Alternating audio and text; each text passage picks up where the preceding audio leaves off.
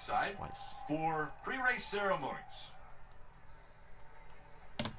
Now, ladies and gentlemen, we ask you to please rise and remove your hats. Well, my lunch/dinner was very good, and I'm ready to watch another race now. National anthem. To present our invocation, Billy Molden from the Motor Racing Outreach. Let's pray. Gracious God and Heavenly Father, we pause to recognize your presence in our lives.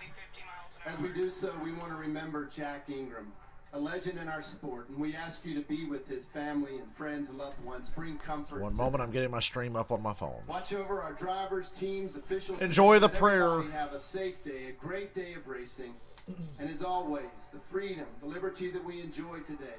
We're grateful to the men and women of our armed forces, our first responders. We ask you to be with them, be with their families, keep them safe. May your peace and your presence be with us all. It's in your holy name we pray. Amen. Shalom to my Jewish friends. I don't think I have any Jewish friends. Great nation with the national anthem, Megan Wartrain.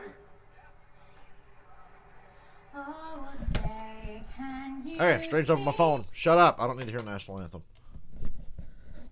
I hate this country. I'm kidding. I love this country.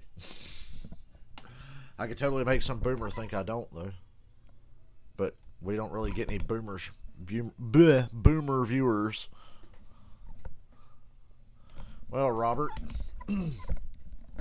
pray in one hand, shit in the other, and Kyle Larson will probably win 3 more races before either hand is full. So, gonna be interesting to watch Larson today. He's gonna make this race really compelling from where he's starting at. It certainly should be exciting, except this race will probably be boring, because when one of these races is good, the other's usually boring. And we are talking Cup cars at Pocono. Xfinity race was the dullest race of the week. I can't believe it.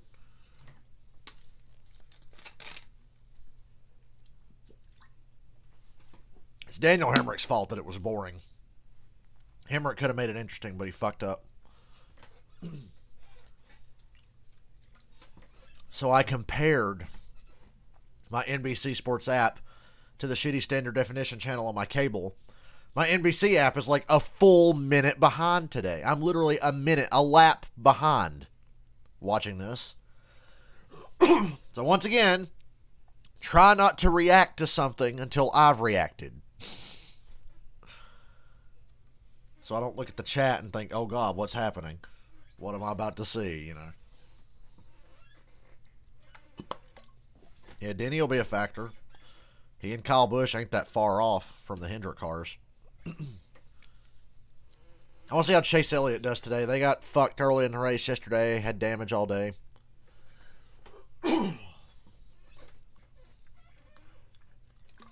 Chase is going to start in the top 10. See how he compares to the 24 and the 5. I don't think we got a real sense of that yesterday.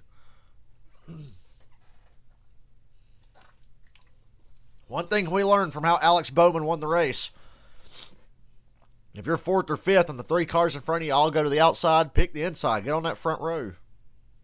That is what ultimately won Bowman the race. That and Kyle Larson's tire, but still. I hope the 24 wins today. I get money if the 24 wins today. So, yeah. Hopefully. Hendrick car, I'll be happy. Certain other drivers, I'll be happy. But if the 24 wins, I get paid.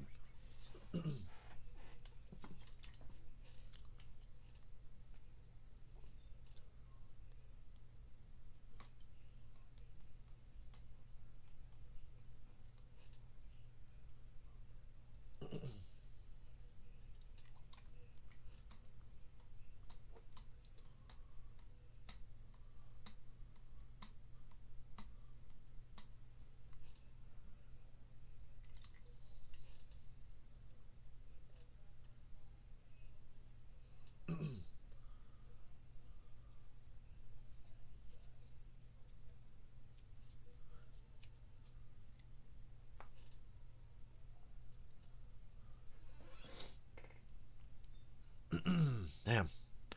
I just ate a little while ago. So my food allergy's acting up, so I'm going to be coughing a lot. Just warning you. I didn't cough much at all yesterday.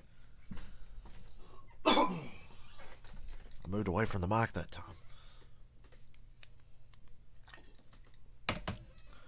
Ain't nothing like watching a cup race, even if we expect it to probably suck or something. Hopefully it matches yesterday.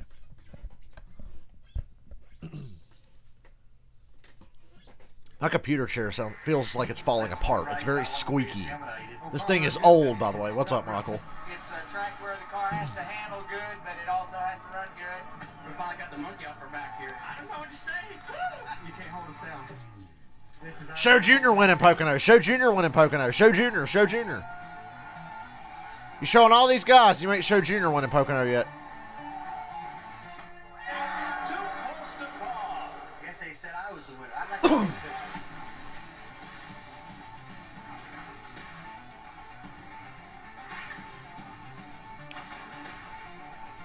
A fiery crash in turn 1.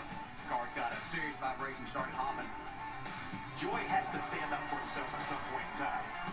His wife wears a fire suit and the family tells him what to do, so... Ooh, sick burn, Joey Logano. They didn't show Junior winning at Pocono that entire fucking montage. So much history at Pocono Raceway. It's the NASCAR Cup Series. From Pocono Explore to Pocono Mountains 350. Karen, where do you find these diecasts? For so cheap. One of the best sound bites ever. Hey, he finished yesterday in the 7th position with a pretty good... Like I said, once again, if you're just joining us, I am watching on the NBC Sports app, which is probably about a minute behind your cable or satellite, whatever you're watching on.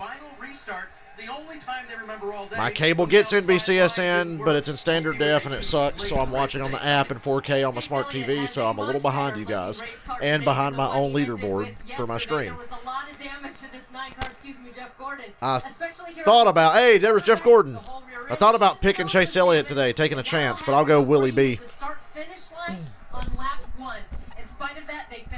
At least Chase is starting with track position today. Kelly Kyle Busch has just one win sticker on the roof, and he wants to change that this afternoon. In fact, a moment ago, Dylan's he told here. me, quote, "I'm tired of finishing second." And he finished Who'd have thought the second Xfinity here. race would have been the lamest race of the week? We were more in the ballgame than we Oh, did Justin all Justin Haley's not in this race now. He's banged up. Grip to our If it car, tells you anything, sunny, I'll hot turn it conditions. off. Rick, It's he said 7 that will play. It's Daniel Hemrick's fault that it was boring. He sped on pit road twice and gave it away. Yeah, but even at the end, why did they take 4 Strong miles? yesterday. He would actually... Well, they weren't going to hold him off on none. So you might as well take 4 and hope you get a caution. But I think, Because if he'd have got a caution and not sped on pit road again, he'd have been in good shape. Let's get the engine Justin Haley was supposed to be in the 77, but you saw what happened to him, didn't you? didn't know. Oh, he got hit. He hit hard. So Justin Allgaier's in the 77 now. Because they said Allgaier and Haley are both really short, and Allgaier fits in his seat, so they just put him in the 77 today because Justin Haley's sore. So yeah, guys, Justin Haley's not in this race. Welcome, race fans. We're so happy to have you back in the Pocono Mountains. Wow. Drivers, These are cool, actually. engines. Dylan's got these, what are they, 187s? That's pretty cool.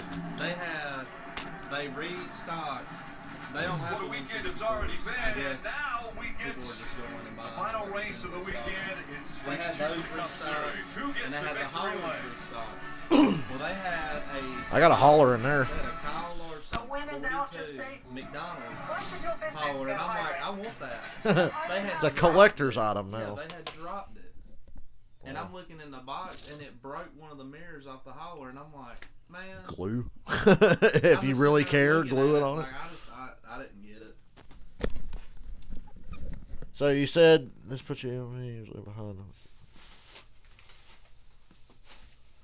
You got a good flea market near. We don't have any good flea markets near you. If you're getting good diecast cars for like $5, Dude, they don't even have diecasts of the ones here. you think we're in North Carolina, dude? You think there'd be NASCAR shit out to ass somewhere? I remember in the past, I went to Jamestown Flea Market years ago, and I got a 164. It was Jimmy's rookie year. I went there in 2002, and they had like new shit there, and I got Jimmy Johnson's 02 Cup car 164. It's around here somewhere. Yeah, that was, and we got like a Dale Jr. I think it was from the 2002, or no, it was from the 2000 July race. his patriotic paint scheme on a license plate thing. It looks pretty cool. It's around here somewhere. They would know where it's. I think it's in there, in that cabinet in there. I remember little things like that. I got Junior. My least favorite die-cast in my collection is a 164 I have, and it's Dale Jr.'s amp car from 2009. Now, if you're a Dale Jr. fan, I don't need to tell you why 2009 is the worst goddamn year ever. So, yeah, I got a Dale Jr. car from his worst fucking year. By the way, I checked. My app is like a full minute behind today. I was telling them about it. Ugh. The NBC app. If William Byron wins, I get like $7.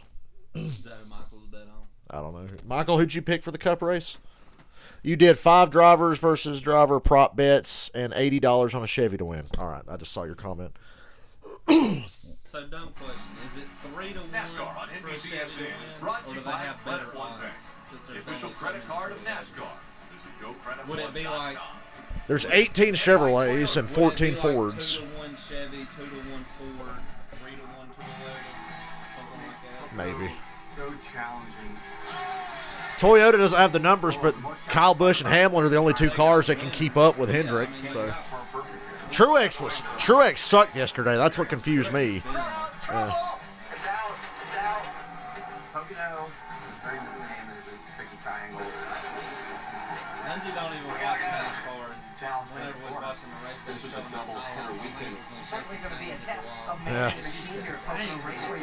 That's why the doubleheader weekend at Pocono. Some shots. Hey, they showed a flash of Jay. There we go. He wins at Pocono Raceway. That was fun.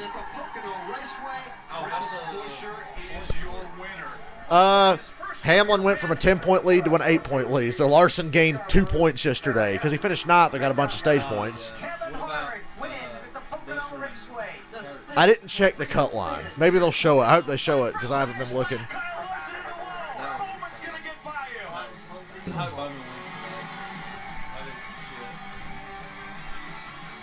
Hope a Hendrick car wins just so we can keep the streak alive. So if we go by wins, is Alex Bowman ranked top 3 this year? Larson 4, Truex 3, and Bowman 3. I'm talking about driver-wise.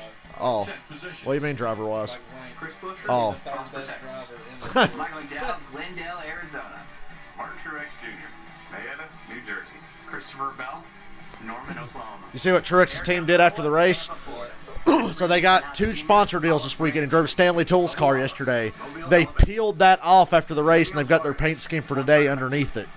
So all they had to do was peel the top off, and they've got their paint scheme for today. Yeah. As soon as the race is over, there's a video of them in the garage pulling the shit off. That's how it looks today. That's handy.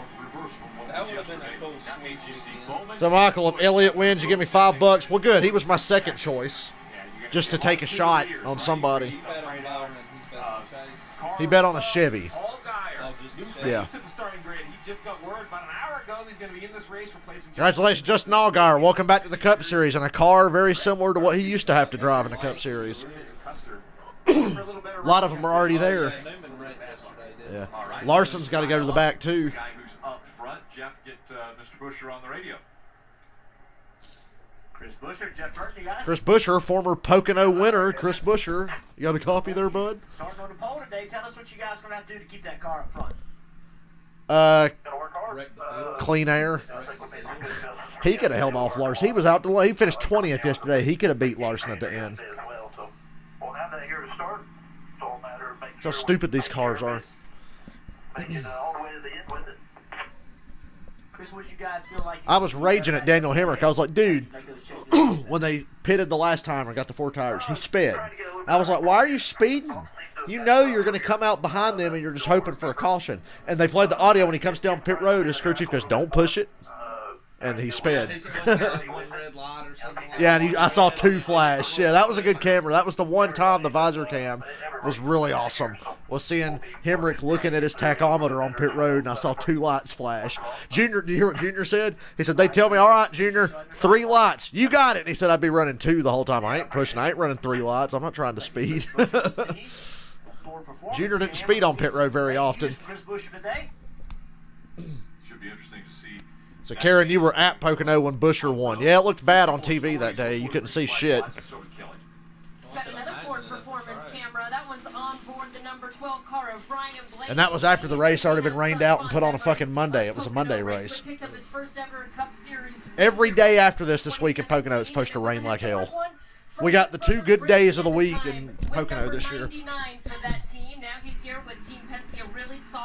Last year, both races on the same weekend started late and almost ran into the dark.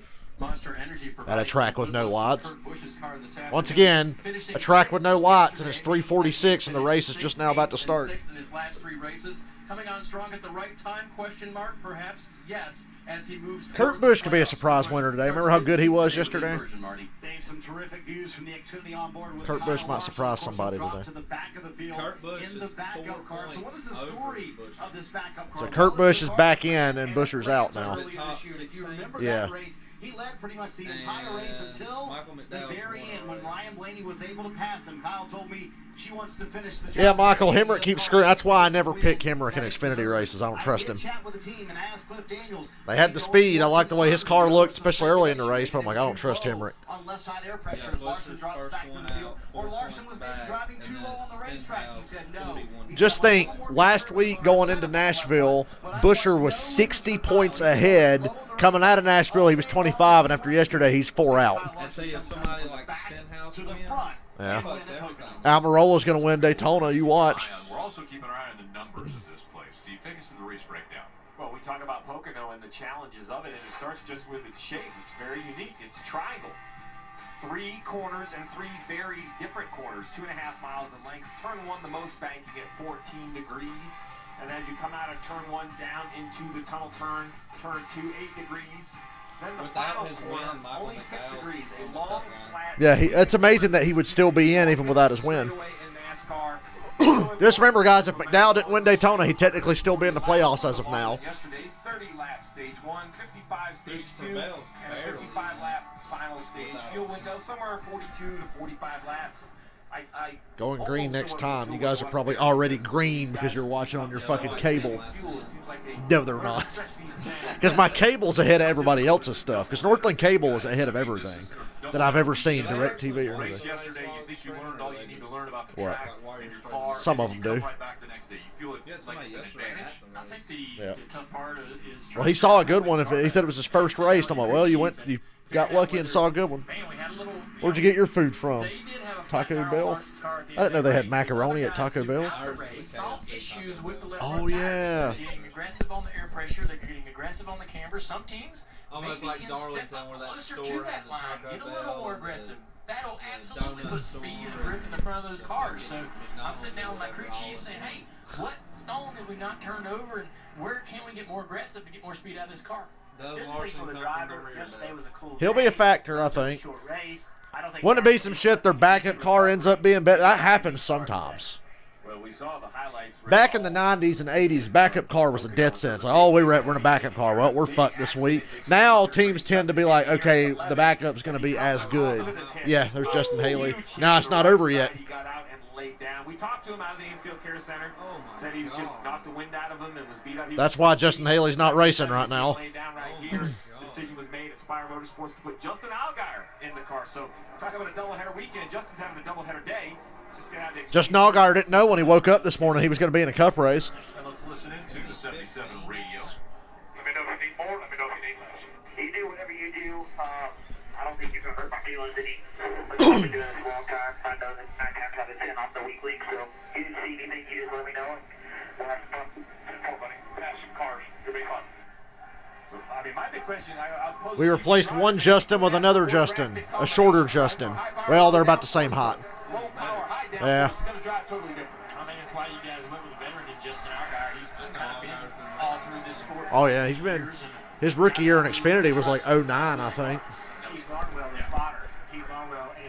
He had a couple years in Cup driving a crappy car, so he just said, I'll just go to Xfinity. 8th at Bristol one time. Green flag. Buscher, McDowell, Truex, Bell. If you're looking for a surprise winner, I'd say Kurt Busch if he's considered a surprise. And Almirola, who had speed early yesterday but faded at the end. He was non-existent at the end. I hope not. He should have won yesterday. Would have won me money.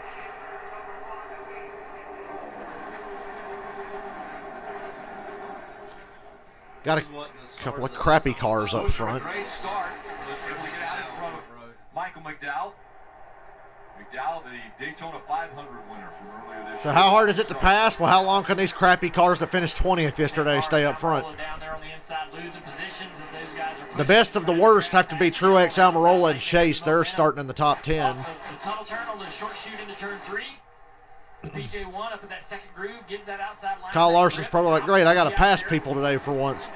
Jeff, you and I have had this conversation. The 10 is one of those teams that talked about starting behind each and every week has been a problem the way the qualifying worked. We qualified well in Nashville, had that into a good Busher run. leads lap 1 pretty easily. Because the invert can take advantage of the track position and keep it. Well, I thought the 9-car Chase Elliott, that's who I talked about. But look how many spots he's already lost. So the reason the strategies were so tough yesterday, he had a bunch of random cautions in the middle of stages for debris, wrecks, whatever. If it,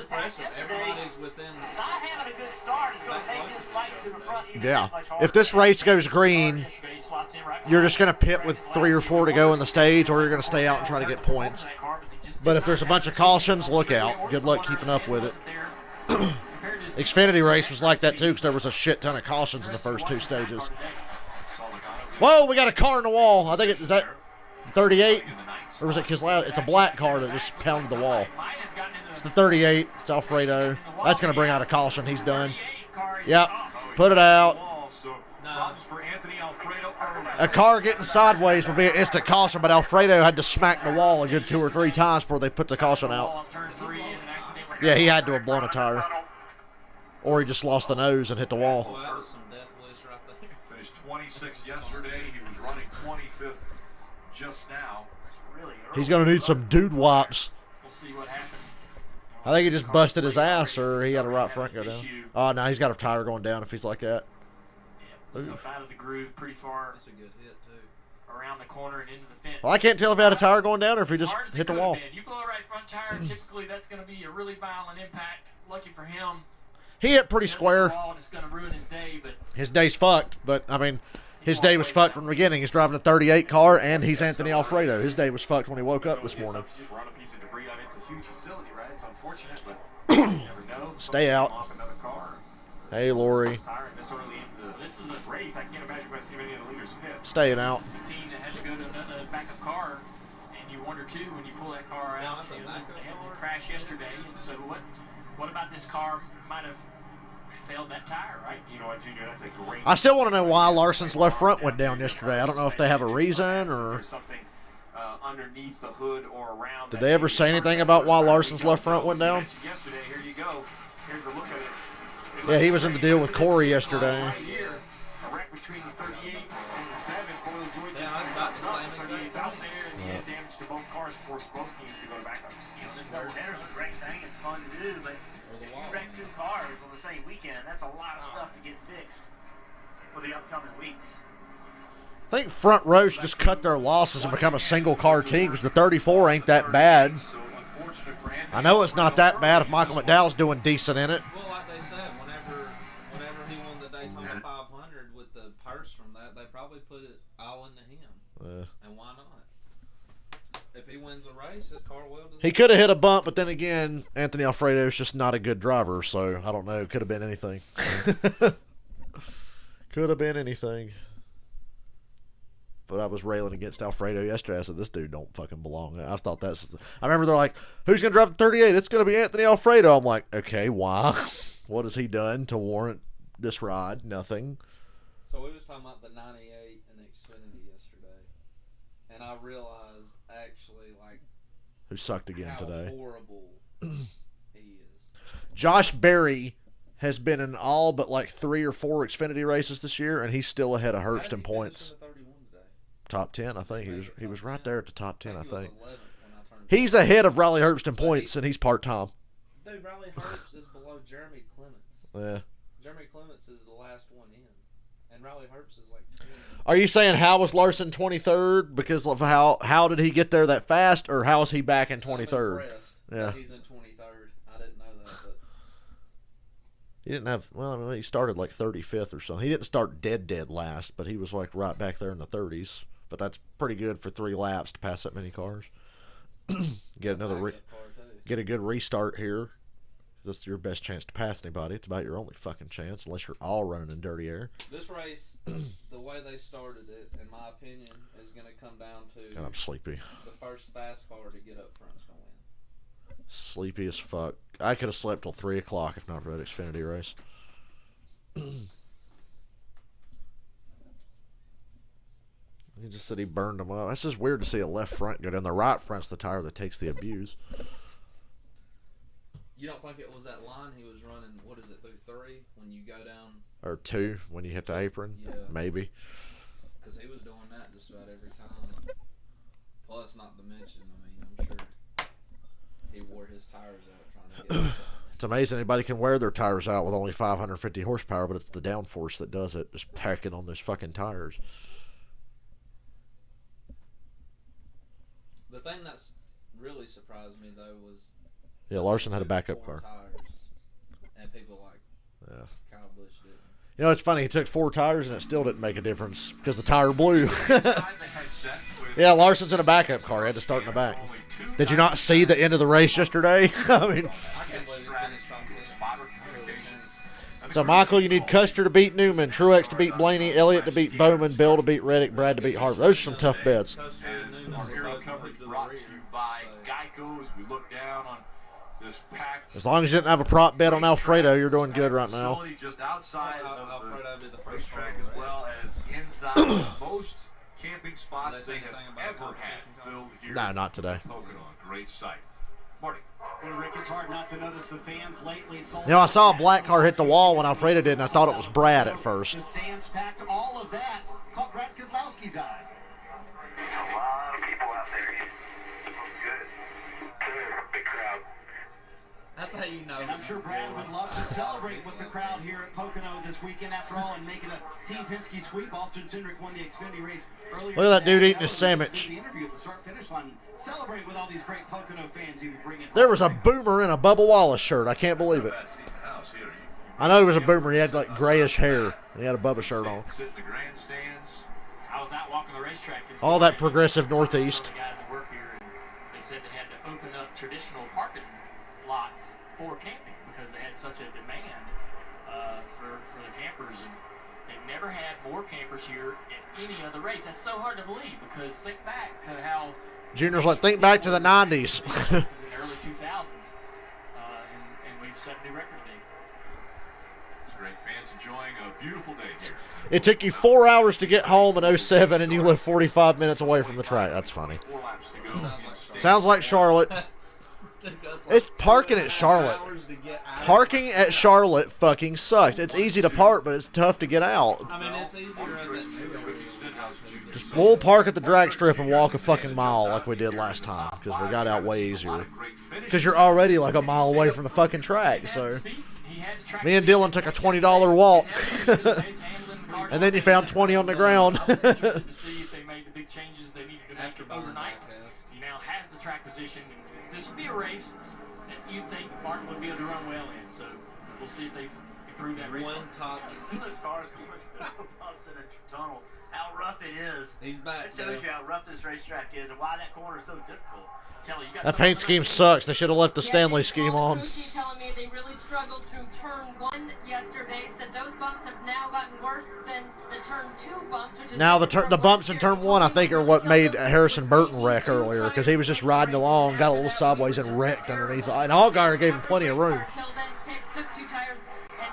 The bumps in turn 1 didn't seem to affect Larson yesterday. His car rolled right over them fucking bumps in the center of 1 on the bottom. Busher up front with McDowell on his inside as we get ready to go into the Geico restart zone. Busher, McDowell, Truex, Bell again. Same as the start of the race. Busher gets a little bit away. They're more organized on that inside line. And there's good pushing down there. Now both lines got some pushing. See the car he's getting out. Whoa, Kurt Busch, take it easy. Whoa, Busher. Wow, what happened to Busher? He got super tight, and he's lost about 10 or 15 spots because of it. So see you later, Chris Busher. There goes his track position. The field inversion worked out for him for about 6 laps. And McDowell's leading. What a season it's already been for Michael McDowell after winning the Daytona 500, locking himself into the playoffs. If they didn't have to throw a caution for that wreck on the last lap at Daytona, you'd have had a 3-wide photo finish for the 500. It was Chase, McDowell, and Austin Dillon 3-wide coming off of 4. Neither one of them had any draft help either. That still sticks in my mind.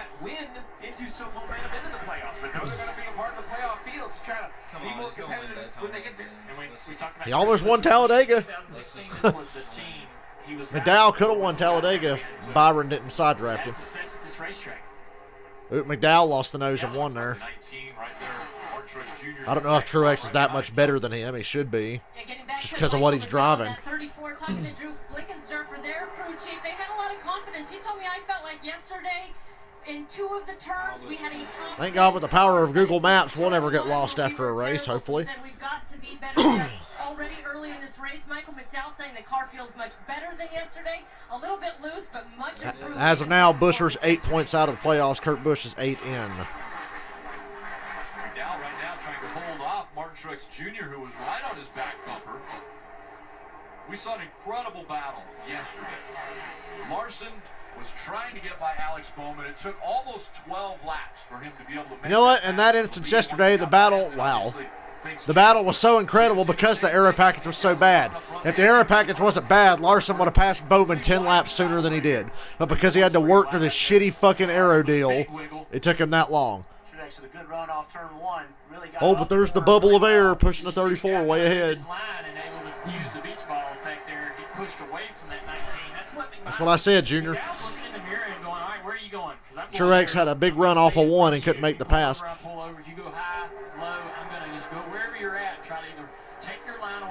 How's Bubba in the top 10? This is rigged. I'm going to use that beach ball at pushing effect that they have in the draft. This is bullshit. My favorite thing this year has been That time Truex ran a much higher line in turn 3. Where's my 8-wide racing? It's at Pocono. Big momentum. We get that on restarts. Overtaking, but certainly gain position by doing it. I'm going to go ahead and say this now. Watching the Xfinity race before this race is the worst thing I could have done because those Xfinity cars are making these cars look so bad. To watch an Xfinity race and a Cup race back-to-back. He doesn't have a run. He gets momentum and just kind of eases up to the back of that 34 and then shoves the 34. I'm not even talking about the moves Truex is trying to make to get around the 34 because air. You mentioned the big spoiler in the draft. What I love about this aerodynamic package that NASCAR has in these cars is just this. The guy in second and third has enough of an advantage down the straightaway to kind of keep in touch with the leader. Yeah, Steve, what I want to jump to the TV and slap Steve Letarte. Man, this is what I love about this high downforce aero package. The fuck you talking about? There's really nothing to love about this. And what I love, it makes it look like, see the thing is, it makes it look like they're closer, but you know they're not. Just because they're close together doesn't make it better. I know Junior's probably biting his lip there going, you like something about this fucking aero package? Yeah, where the fuck is Hamlin? Hamlin started, what, 17th because of the field inversion? He's not even in the top 20 now. Let's listen in on Alex Bowman's radio. Well, there's yesterday's winner. Bowman's got a vibration. I don't know what it is. I have some pedal, not much. Things are going really bad on the pedal. All right, so let's talk about what these teams were able to do and not able to do overnight. You had to run. Said he was upset he couldn't drink after the race because he got to get up and do it again today. Calipers. So you could put brand new rotors on it, brand new pads on it, but it had to be the same braking system. We'll have to monitor this vibration. Got a sort of battle for the lead. Truex had clean air in 1, but with this rules package here, just a little bit into turn 1. That's terrifying at this place to have any kind of brake shape issue. We see it many, many times getting down into turn 1, the failures and what that can do to a race car. Martin Truex in a Gibbs car can't pass Michael McDowell in a front row car because the aero package sucks so bad. Bubba Wallace is 8th. He just passed Daniel Suarez. I see peeled paint schemes off Bubba Wallace's car yesterday. You run a whole Pocono Race at 23 is one of them. Has some new colors on the car today. It's interesting. They come here and they put the wrap they're going to race today on first, then the next wrap for the Saturday race, and then they just. I think that was a mistake by McDowell. Yes, he took the draft away from Truex, but Truex was getting a little push from Bell down the straightaway here. Everybody I saw in the garage area today was working on their race car. Whether it was Truex again and one on the very bottom, but look at him hit the bumps and the cars go up the hill when that splitter digs in. Each other, the front bumpers needed repair, the rear bumpers needed repair, and everybody was making something look a little different. I think it's very likely the 18 gets a top 10, as good as he was yesterday. Time holding back the 19 car and the duo of Gibbs cars right here behind him, but they're putting good distance. Did I mention how much this aero package sucks? I mean, he's putting good distance on First 6 cars. Who's worked himself up the field? Kyle Busch. Ain't like they're gapping Kyle Busch. 12 positions since the start of this race. Kyle Busch is the biggest mover of the race. He's got to be out of those guys that got fucked by the field inversion. There you go. Hey, Michael, +9 since the restart. We got debris on the front stretch here. I don't know what that is. It's a bag of chips or something. It looked like a big chunk of debris. Boy, Truex is good down the front stretch and into turn 1, but watch him lose the nose running behind the 34 here. Yee. Oh, he got to his corner. Okay, Truex is finally going to make this pass.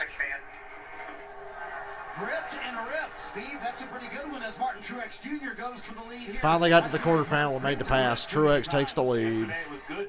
Today it's gripped and ripped. And now Bell's going to make the pass on McDowell if he can. He got all you got to do is get to the quarter panel. Good luck getting there, but if you get there, you can make a damn pass. It's a lot like Texas. But it wouldn't be if these cars weren't piles of shit. Aerodynamic bricks. But yeah, it took Truex that long to pass a car with half the fucking speed he has.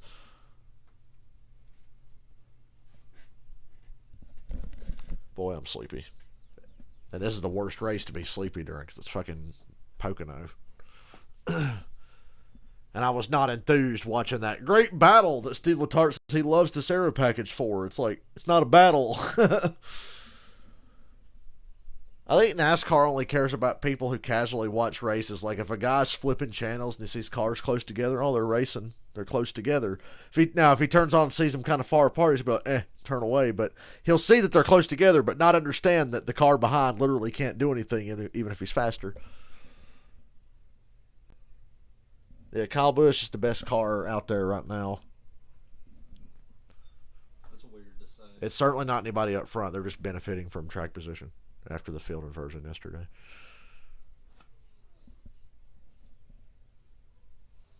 And you know those guys' strategies. Stay out for the points. Yeah, a couple of them for sure. Kurt Busch better. Yeah. Somebody like Kurt Busch or Chris Buescher, but Buescher's already gave away any chance he had at it. Maybe Brad will bring Roush back to relevance next year. Doubt it. At least with a new car, you don't know what they're going to run like. Yeah, that's true. I hope he does.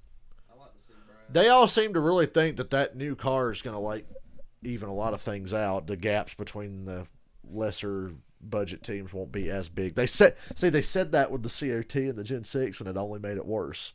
But this new car is a lot different, what they're doing with it, how they're being built, and where they get the parts from and everything.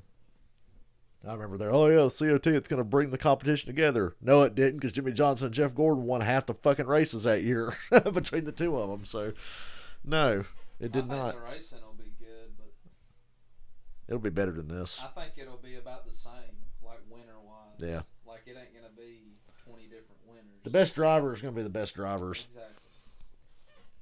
I don't care what they're driving. Like, look at what Harvick's doing this year. He's running top 5, top 10 every week, and his 3 teammates are like 20th or worse every week. But how is Harvick running up for? Oh, yeah, because he's good. Harvick's still running good. They just haven't won and haven't really come close to winning other than Kansas. Should have won. Yeah.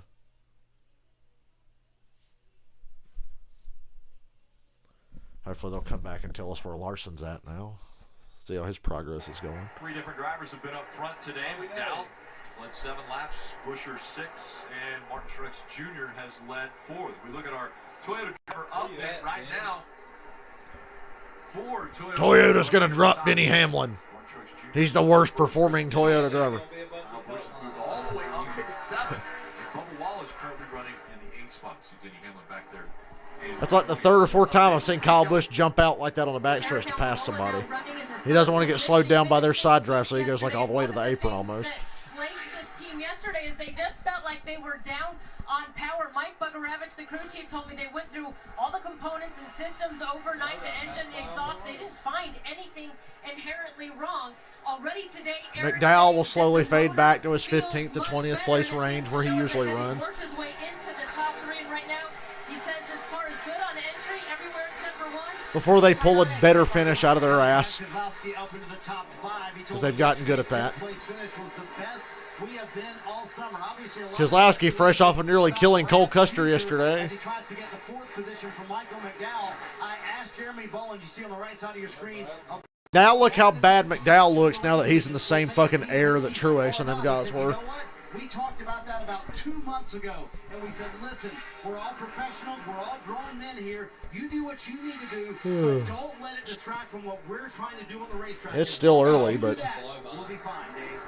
yeah. Looking at Ricky Stenhouse Jr. now, just lost his position to the hard-charging Kyle. Bubba Wallace is really good right now. He passed Suarez. He passed Reddick. He's ahead of Blaney. He's passing Stenhouse now. Well, he was till Stenhouse chased him down and put the air on him. Now Blaney's probably going to pass both of them. Oh, Blaney's going to shove his buddy by Stenhouse. There you go, Blaney. Oh! Blaney almost turned Bubba, pushing him past Stenhouse. And a handful for Bubba. We saw him wiggle a little bit as Ryan Blaney has been aggressive with pushing. Oh, yeah, the T is hot between Blaney and Willie B, if y'all were watching yesterday.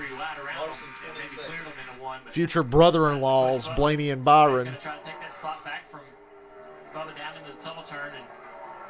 Well, Blaney shoved Bubba past Stenhouse, and then he passed Bubba in the tunnel turn.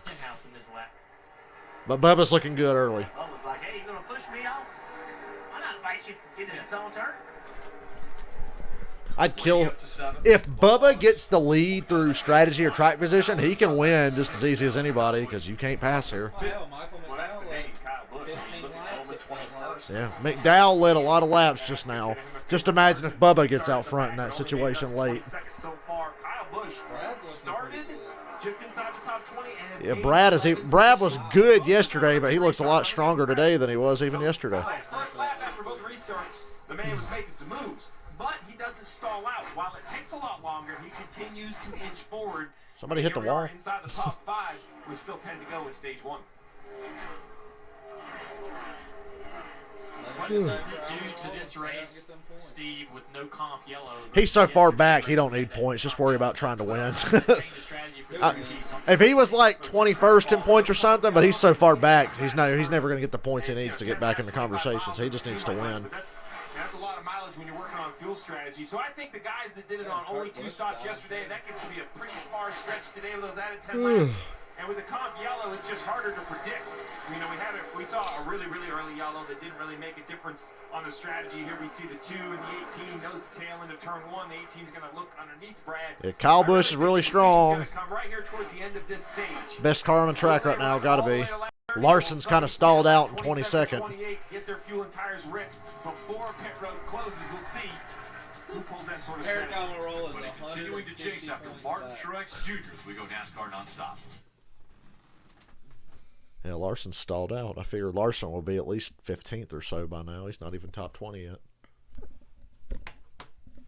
Truex looks good in clean air. I was confused as to how bad he was yesterday, but take notes from Ham. I'm sure whatever they got from Hamlin's setup because Hamlin was pretty good. Hamlin or Kyle Busch. Willie B's 3rd in points. In about 4 laps, guys are going to start pitting. Is that Tony Hawk in that Subway commercial? Yep, that sure is Tony Hawk.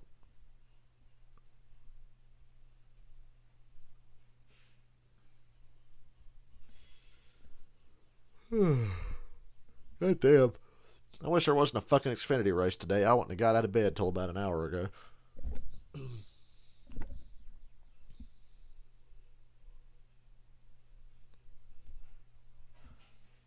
Basically, we're just watching this race, waiting for pit stops and shit to shake things up because we know everybody's pretty much stuck right where they're running. My pick, Byron's 13th. That's what I was behind while I was getting food. Byron's gained about 5 spots since the start of the race.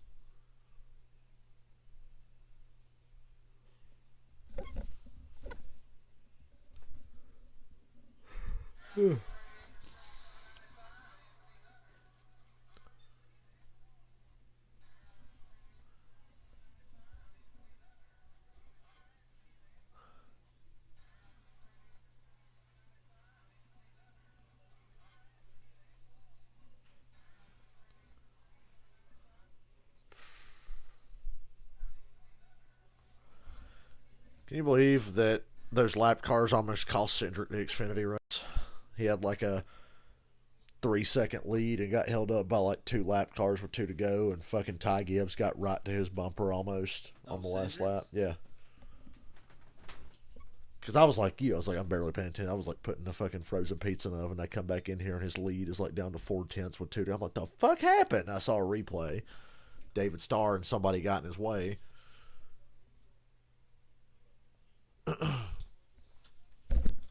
Road America next time. Yep. He's held his own even behind Almirola. BK and KFB. I'm really optimistic about them today. But I'm really optimistic about Kyle Busch. Maybe I should just picked him again, but his odds improved because he was so good yesterday. Kyle's got the fastest car, in my opinion. Download the official app of NASCAR and you can follow the action. With free live scoring, in-car cameras, radio podcasts. Rather be yawning than coughing. Premium for full access to driver audio sheets. Search NASCAR in your app store, download it, start a free trial today. On board with the Ford Performance Team, Ryan Blaney. Take a little look right here. We're talking about drivers doing more than driving. Look at this area right here. So that is basically a valve that opens and closes the right side NACA duct. Blaney right there. The NACA duct? Closed. Going down the straightaway. He's going to reach over. Turn that thing open. Change downforce bounce a little bit. Probably change the drag. That would get on my nerves if I had to do that as a driver. What do they do that for? You know, crew chiefs, if you're not Helps the shifting airflow through the car right and not affect downforce or something. Right there. I mean, look at that thing. That is a lot of air going in there. So okay, I would Great drawing. Great drawing, Steve. Well, But listen, so what That's a pain in the ass. The reason is you're trying to reduce the drag down the straightaway. That valve, you can. You guys ever see that video of Alan Bestwick laughing his ass off because they're watching Tony Stewart's in-car camera? And when he's on a straightaway, the straw in his drink does this. It goes, and then when he goes in the corner, his straw does this. When he would get on the gas, that shit would go forward. Alan Bestwick thought that was the funniest thing. Talk about right here, the 11 Denny Hamlin turns left. As we talked about, 4 to go in the stage. I don't know if this is planned. It's a little earlier than expected to be on pit road, but Tony Stewart's straw in his drink was like a G meter. By the way, the SRX race fucking stunk because it's so obvious that Tony Stewart drives like crap on purpose and then he just wins. He just tries to make it look good and then he wins. I look for. I said that yesterday. I said it'll probably suck because it's a dirt race and Tony Stewart's the only guy that knows what he's doing. When they get back on asphalt next week, it'll be good again. Now that guy, who was that guy that was racing against? Denny just pitted. I can't remember his name now. He had a good run, but 160 miles an hour. I mean, that's a lot of air moving through there. Denny pitted. Bell pitted. Busch. They're playing for track position. The guys pitting here want the track position at the start of the second stage. So, of course, Bubba's team is going to leave him out and cost him all his track position. They'll finish 15th or 20th like they always do because they think they can make it on point.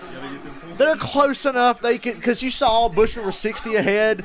Bubba's like 68 behind. You could make that up. So they're going to try to play for the fucking points. Yeah. But Bubba's car looks really good. I'd have done the same thing that Kyle Busch and Denny and your teammate / alliance guys are doing. Chase pitted. He's going to get the track position.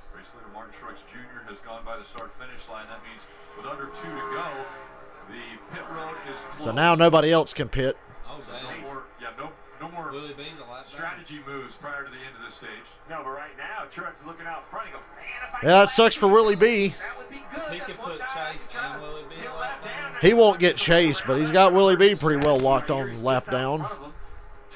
That stinks. So that's a pure decision by the crew chief to say, you know what, we're going to go for the stage win, go for the stage points. We find that more valuable. Marty. Sucks for the 24. That's my pick.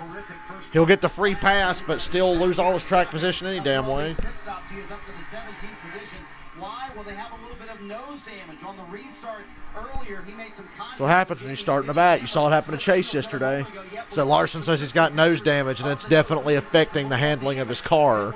So Kyle Larson sledding up through the field has been a little more difficult. Have to patch that up.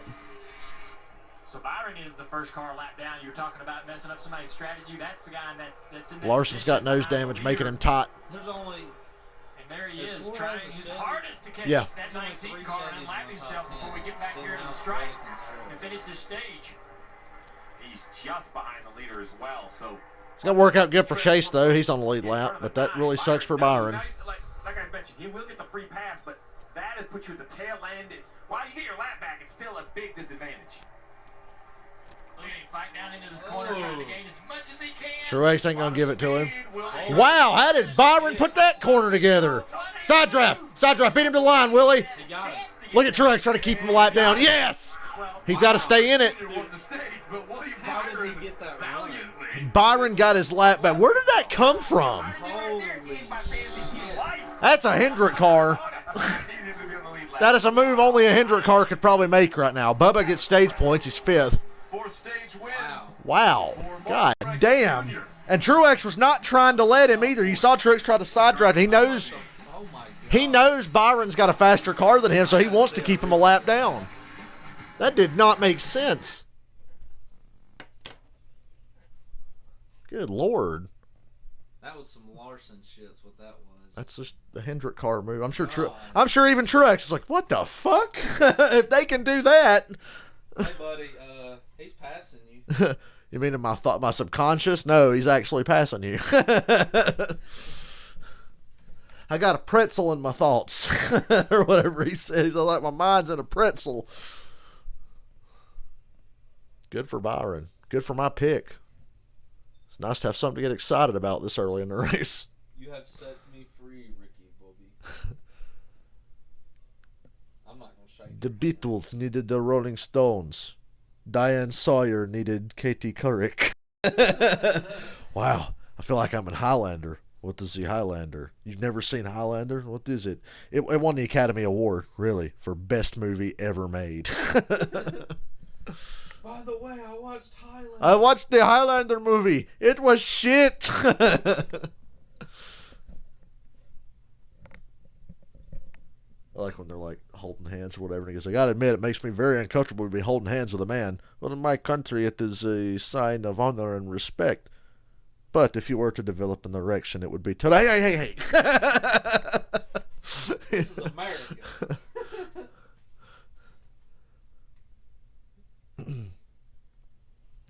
Yeah, I want to know where the fuck Byron got that move from. Have to remember that one for later. You got to remember that move for later. He could have junked his car just trying to get his lap back. But that run? Yeah. Oh my God. I'd love to get Truex's reaction. I'm sure if Truex said anything, they'll play it on the broadcast. I want to hear what he have to say about that. God.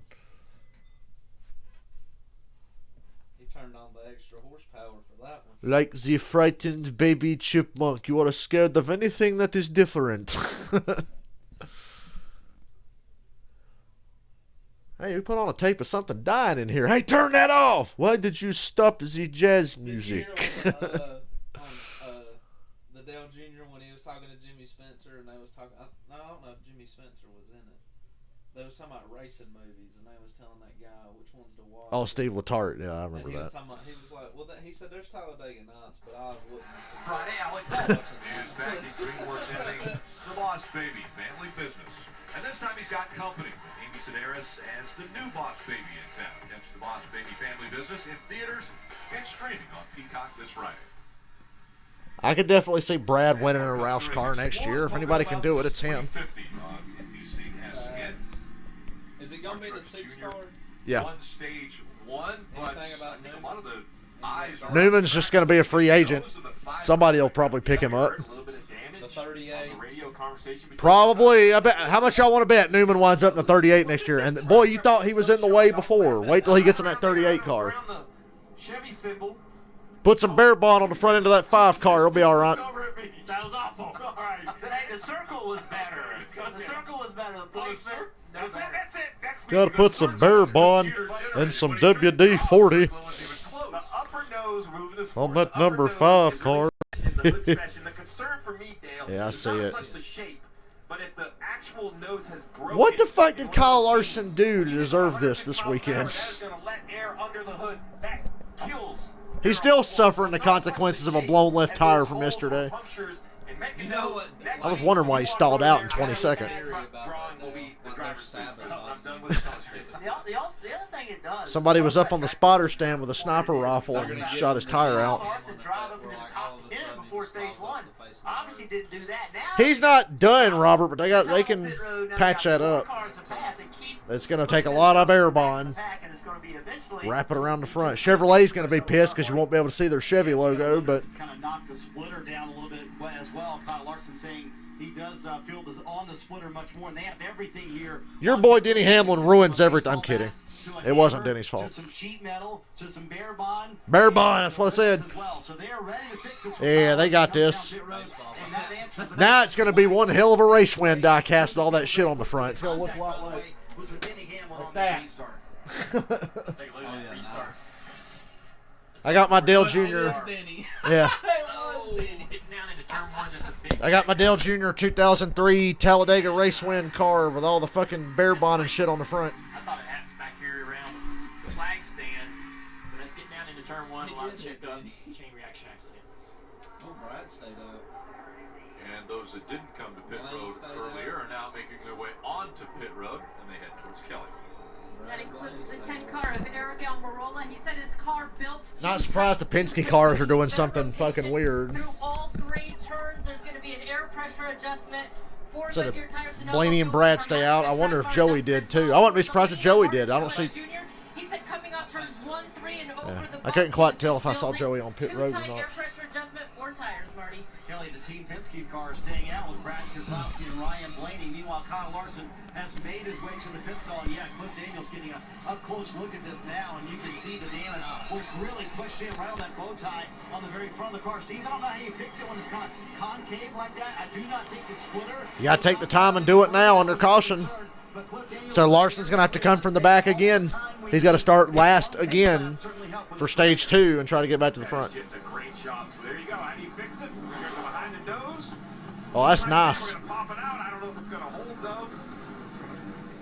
Man, this is a tough thing to do. I don't think you can fix the shape, Rick. This is bullshit for the record. At this point, but, still a long Did Denny? Yeah, Denny stayed out because Denny pitted late in the first stage. So yeah, Denny stayed out. So Denny will be one of the cars up front. Brad and Blaney will be on the front row, or the leaders anyway. If anybody lucks out, it'll be Brad. He'll pit and they'll have a caution while he's coming off the pit road with about 20 to go.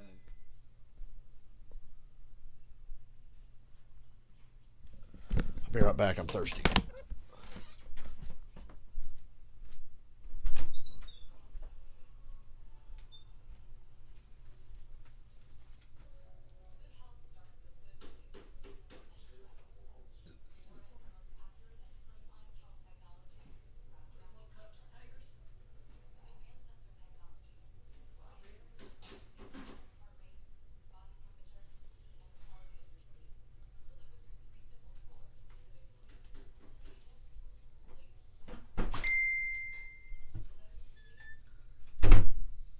So the cool thing about those 187s they sell at Walmart, one of the packs they have is a Eric Almirola, Daniel Suarez, Storehouse combo, and they got another one that's Kevin Harvick Almirola. They got a Alex Bowman, Willie B, and a Ryan Blaney, Matt DiBenedetto. Robert says if Larson wins, he ain't never watching a damn race again. That would be some shit.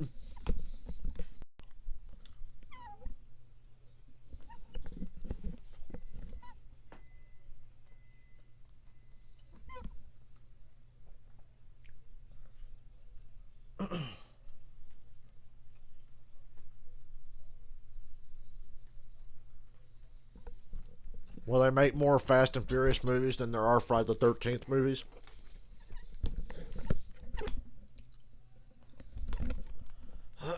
Sorry, I was eating a couple of Hawaiian sweet rolls that I stole from their dinner.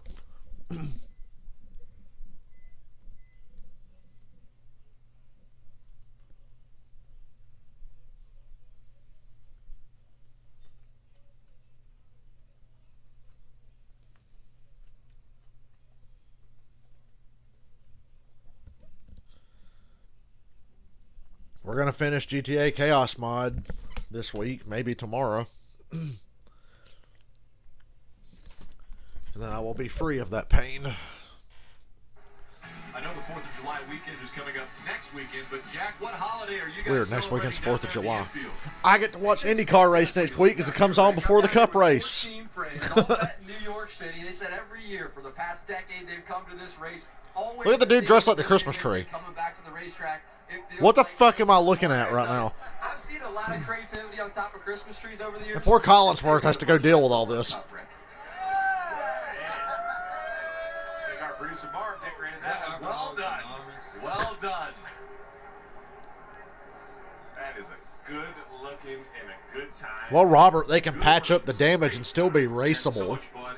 Everybody. But he's at such a disadvantage now. He lost. He was only 22nd, and then he got to 17th when some cars pitted. Now he's going to be in the back all over again. Stage 2 underway. So Larson's running from the back again. Kozlowski, Bell, Bush, Blaney. Outside line took off, but the better push is coming here on the bottom with Bell. Kyle Busch is going to get the lead before long. It's so hard to pass. It's going to take him a while, but now that he's this close, he'll get the lead sooner or later. 3 wide. Oh, Kyle Busch. Never mind. Never mind about Kyle Busch getting the lead. And look at how much it benefited Byron to get his lap back. Byron's in the top 5. He'd be lined up in the back if he didn't get his lap back. Kozlowski gets away with the lead. Blaney second, Bell third.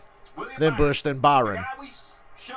Saved his lap by a few feet. I said that already. Inside the top 5 of this race. That's how much of a change that pass through turn 3 made for William Byron's day. Let's take a look at Kyle. Willie B's like, Willie B did that for me. He said, you know what, I'm going to win Dale some money. I don't know if we'll be able to make it. So the trans is popping out of 4th gear. It won't stay in. Kyle Busch having transmission troubles. Like really hard, it will stay, but I'm not sure I can maintain that. Kyle Busch says he thinks his transmission's going to break by the end of the day. Says it doesn't want to stay in 4th gear. He has to pull it back really hard to get it to stay. That's not going to last the next 113 or 100 laps, whatever it is. That's tough. He's still fast.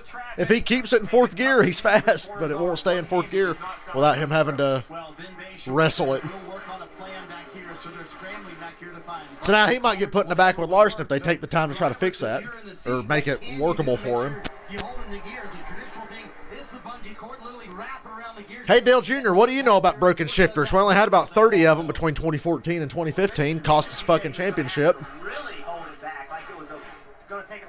Remember, he had like a couple of broken shifters in the next spring at Martinsville. There's video, his in-car camera. He's talking on the radio. Car's pretty good, blah, blah, blah. And he reaches over and he goes, and the goddamn shifter's broke again. He went to shift and it came right off. He said, the goddamn shifter's broke again. That cost Junior a championship in 2014. Fucking broken shifter. And now Kyle Busch is dealing with transmission problems. Let's go.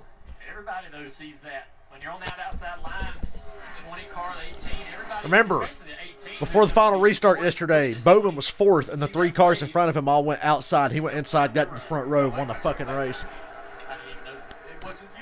Outside's the way to go, but if you're like 5th place and the 4 in front of you go, you take the front row. Hope you just get a good push into 1. A car as fast as Brad is going to fucking take off here. I'm not surprised. Top 6 now. Chase Elliott also they're in 7th. Almirola, Austin Dillon, Ross Chastain are the top 10. Yesterday was not normal. Today's a normal NASCAR race. Welcome back to reality. Kyle Busch has a habit of overstating the problem. So until that fucking thing breaks, I'm not believing him, really. He's still fast. Hopefully it's not literally popping out of gear. He's not literally driving the car with one hand. You know, in my my concern as a crew chief is if the pod's out of gear at the wrong time. He must not have an in-car camera, because I'd like to see. Overrev the engine and end your day. Yeah, and on top of that, not only overrev the engine. You think there's some speed in that 24 car? So when you jumps out of gear on I the do. engine in turn 1, you're expecting to come out of the gas and the engine slow the car down. Well, if it's in neutral, it does not slow the car down. And really easy to get the thing in the wall, get out of the groove. Brad and Blaney should be pitting any time now. We got a problem. It's speed. You were? It's massive. Oh, yeah, I was going to say. You're both going to admit that? I can't now. Burton didn't. He didn't jump on that train. This thing is loose. It's the worst one I've ever driven. I used to use an audible scale. I could tell by the pitch of the voice how loose it was. So we've talked a lot about strategy. We have Keselowski and Blaney, who has yet to come to pit road. They'll be pitting literally any time now. Austin Dillon back in the 9th position. The reason I point that out for Austin is he is currently 4.7 seconds behind the leader. He'll go a lap down. As long as he stays close enough to the leader that he can come to pit road. These guys that haven't pitted, they're going to need fuel here in the next 5 to 7 laps. So Dillon knows he's going to have to pit. I don't know that. When Bell, who I would assume will stay on the racetrack in the 3rd position. You know, it's funny. I saw Truex get to Austin Dillon's inside there, and we know Dillon's got to pit soon. You know, in NASCAR 2005, if you get to the inside of a car that's pitting, he will kill you to get to pit road. They go like, and they just fucking crash your ass because if you try to block him from pitting. It's pretty funny. So that's the first thing I thought of when I saw Truex get to the inside of the 3 and he passed him. A couple of times real close, and Denny said, if he keeps doing that, I'm going to have to send him. No one sent anybody yet. Denny Hamlin's a pussy. He ain't going to send nobody. Remember when he said he was going to send Joey at Bristol? How'd that work out? As long as they could, as Steve mentioned, they could probably get to lap Then at Richmond, he had the same chance to do it again and still wouldn't do it. They should be able to run, but they are ready now. In fact, Jeremy Bolins a moment ago told Brad Keselowski, tell me when you see anything going on with the fuel, you shouldn't have to watch the fuel pressure, though, for another lap or so. 2-second lead. Kyle Busch to the inside of Bell. Kyle Busch is going to get the lead here when Brad and Blaney pit. He's to the inside of Bell now as they go to commercial. Today I'm going to show you how. Why should your business go? Let's see if NASCAR Twitter's bored today. It really is great that we get both Pocono races out of the way in one weekend instead of having one and going, great, in 7 weeks they come back here again.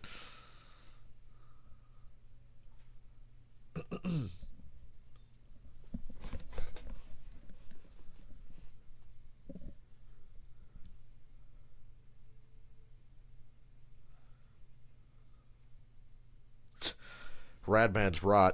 Kids today think talking about Larson is tiresome. They'll never know what it was like when Jimmy Johnson won 5 straight championships. Yeah, those were dark days.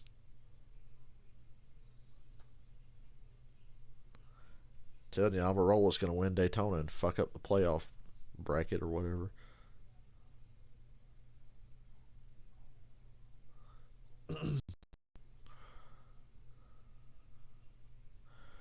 One guy's cussing out Jeff Gluck. Quit talking about Hendrick, you fucking idiot. And he's like, they keep winning. You got to talk about the fucking winner, dude. Probably a Cowboys fan. He's a Bell fan. And somebody said he's just bummed that nobody gives a fuck about Christopher Bell. He ain't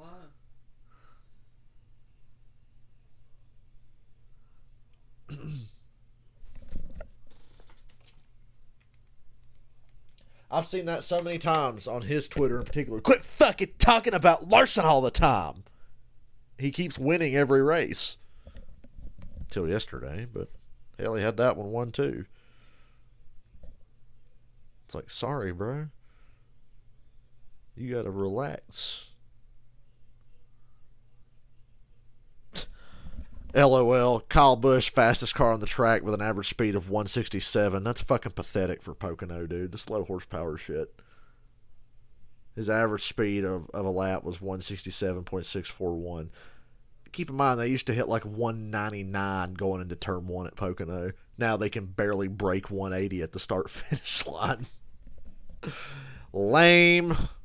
And you know what? This dumbass Brett Griffin and I agree for once. He said, does anybody else miss when you got a bonus point for leading a lap in a race? I do. NASCAR on NBCSN is brought to you by Ford. Built Ford proud. by PNC Bank. Changing how you handle overdrafts with low cash mode.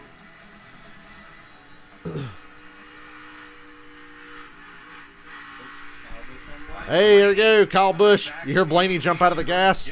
And there's Byron right with him. Oh, I know that makes Kyle Busch so mad. Every time he makes a move, there's a Hendrick car right there with him.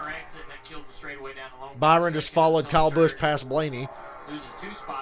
Keselowski still hasn't pitted. I'm shocked. 45 laps is a lot. We only had one caution. Well, 2 stage cautions. Driving with a broke transmission's not impressive. The car's still in 4th gear. It's just hard to keep it in 4th gear. They have clearly run better than their teammates. He is crew chief Ben Bayshore making good. Plus, I think Kyle is overselling it. So if he gets beat by a Hendrick car again, he'll have an excuse. Because this is what he does. Oh, it's fucking killed. It's broke. I don't know how I'm going to do it. And then there's like nothing wrong with it. So I'm sure Kyle's overselling it. 95 or 6 laps to go. That's a couple of 48s with 1 stop or 2 stops and split it into thirds. So we'll see what they do from here. 4 bigger tires at Sunoco Fuel. And there's Austin Dillon on pit road. That means Brad and Blaney. Well, Blaney, he's still on track. I thought he pitted. He lost so many spots. I thought he was on pit road. I'm a little surprised. I'll be honest, I'm a little surprised. Man, I love Ryan Blaney, and I bought a Ryan Blaney shirt at Charlotte in 2018, and it was out of date in a month because he changed his paint scheme so often. My Blaney shirt from a few years ago was out of date within a month of buying it because they barely drove that paint scheme the rest of that year. I can't even remember which paint scheme it was. The shirt's in my fucking dresser over there. He made the call when they came to pit road to Keselowski coming, saying he needs a little more front grip in turn 1. Turn 2 is the only place. Keselowski, Blaney. This is Larson's guys changing strategies, maybe. Ryan Blaney, who said through the heat cycle he got tight at the end of the run. He was extremely tight. Oh, Brad got held up. Kyle Larson came in, and Brad couldn't get out of his box. Whoops.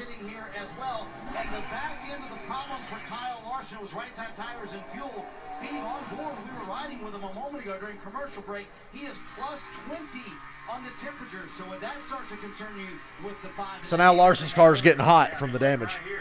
I mean, look at that dash. It is not just the racing gods have just said, look, no more. Not this week.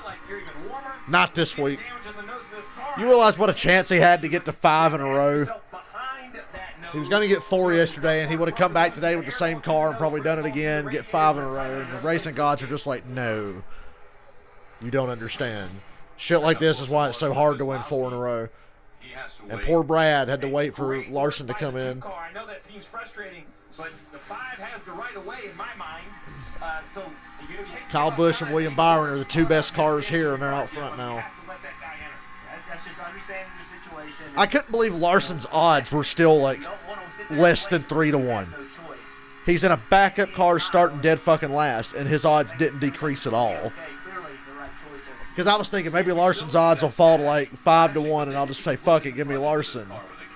But no, they were the same as yesterday. And then you know what can happen when you start in the back. Let's see what his top speed is here at the end of the Long Pond straightaway. Doesn't even hit 180. Don't you just love low horsepower? But you know, if it's behind the nose, I mean, look, there's 2 little 1-inch pieces of tape is the only thing I see. Now imagine how that must feel for a driver. You're going to work, right? You're on your way to work in the morning. You're on time, and then the check engine light starts. The racing gods said no, Larson. It's the other Kyle's day. So I picked Kyle yesterday, and the son of a bitch finishes second, and then I don't pick him today, and he's going to win.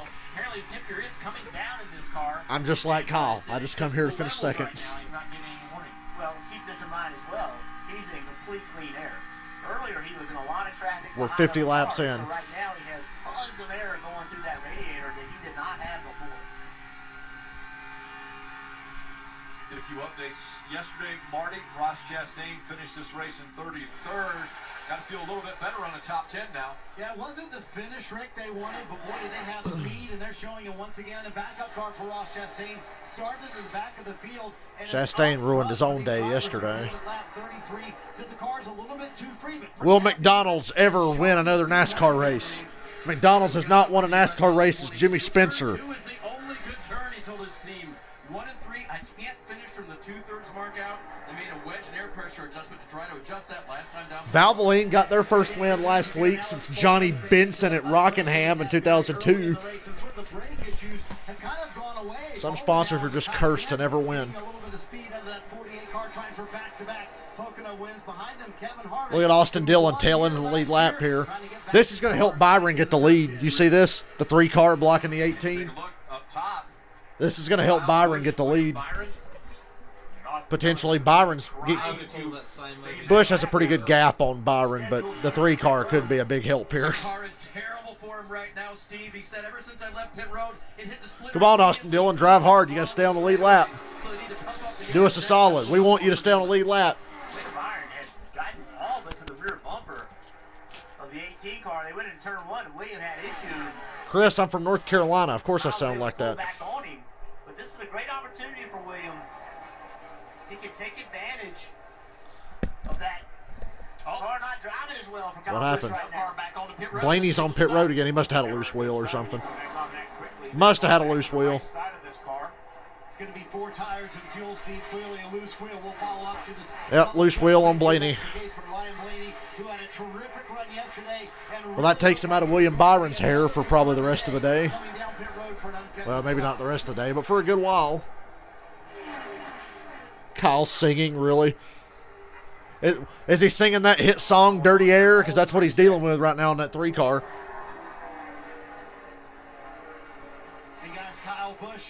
Singing in the dirty air. The issues with the transmission, but it's not bothering Kyle. In fact, so much so he is singing while he's in the lead. I'm not kidding. Listen. I guess when your driver's singing, Steve, that's a pretty good thing, isn't it? He can't fly fast enough. The 24 car's right on him again. Carpool karaoke, carpool. When do we rarely see this guy in such a great mood. Yeah. He was in a great mood yesterday. Dale Jr. just flat out said, we never see Kyle Busch in a great mood, do we? He's just saying Steve Miller right there in the car. Kyle Busch out If he front. starts singing Loverboy, it's over. 3/10 of a second lead. What's the strategy? Everybody's They working came in for the before the end of stage weekend. 1, and now do you go to the middle? How far do you go in stage 2 before you make your way to pit road? The man, those Well, races you that he pit in finished behind the stage handle 2. car. Well, you If are he going starts to singing pit- White you are Snake, then going we're to really pit in fucked. Stage 2, so you're probably going to run this tank of gas about as far out as you can. Try to get as close to the end of the stage so you have new tires for the restart. But it'll be a green flag. Busch, pit stop Byron, for all Bell, of you. Hamlin, Elliott. It'll be green flag pit stops till we get a caution here. You know, at least I think I picked the right Hendrick car today. That's the only thing I got going for me so far. My favorite Kyle Busch radio soundbite of all time is still, I think it was Dover in 2008 in the playoffs. And he goes, yep, blowing up. Woo-hoo! While he's blowing up. Blowing up. Woo! Or the famous deal with Brian Vickers. Never touched him, thank you, after he fucking knocked Vickers out of the way at Richmond. He said, never touched him, thank you. Or when he's riding behind Jimmy Johnson at Martinsville, and for about 5 laps straight, you can see Jimmy Johnson doing this in the corner at Martinsville. Back at Kyle Busch, and Kyle Busch goes, yeah, why don't you stop flipping me off and drive your shit, you little bitch. And Jimmy puts his hand out the window and starts doing this, telling him to fucking bring it on. And Kyle goes, yeah, that's right, motherfucker, I'll dump your shit. Kyle was just lucky he could run anywhere near Jimmy Johnson back then, as bad as Jimmy was kicking his ass every year. He's singing Boy George. Do you really want to hurt me? I saw Ty Gibbs' interview after the Xfinity race. It was surprisingly humble. I couldn't believe it. I was like, wow, Ty Gibbs was humble after not winning and giving it away. Imagine that. He must have been in a good mood today. He woke up on the right side of his grandpa this morning, so he must have been good.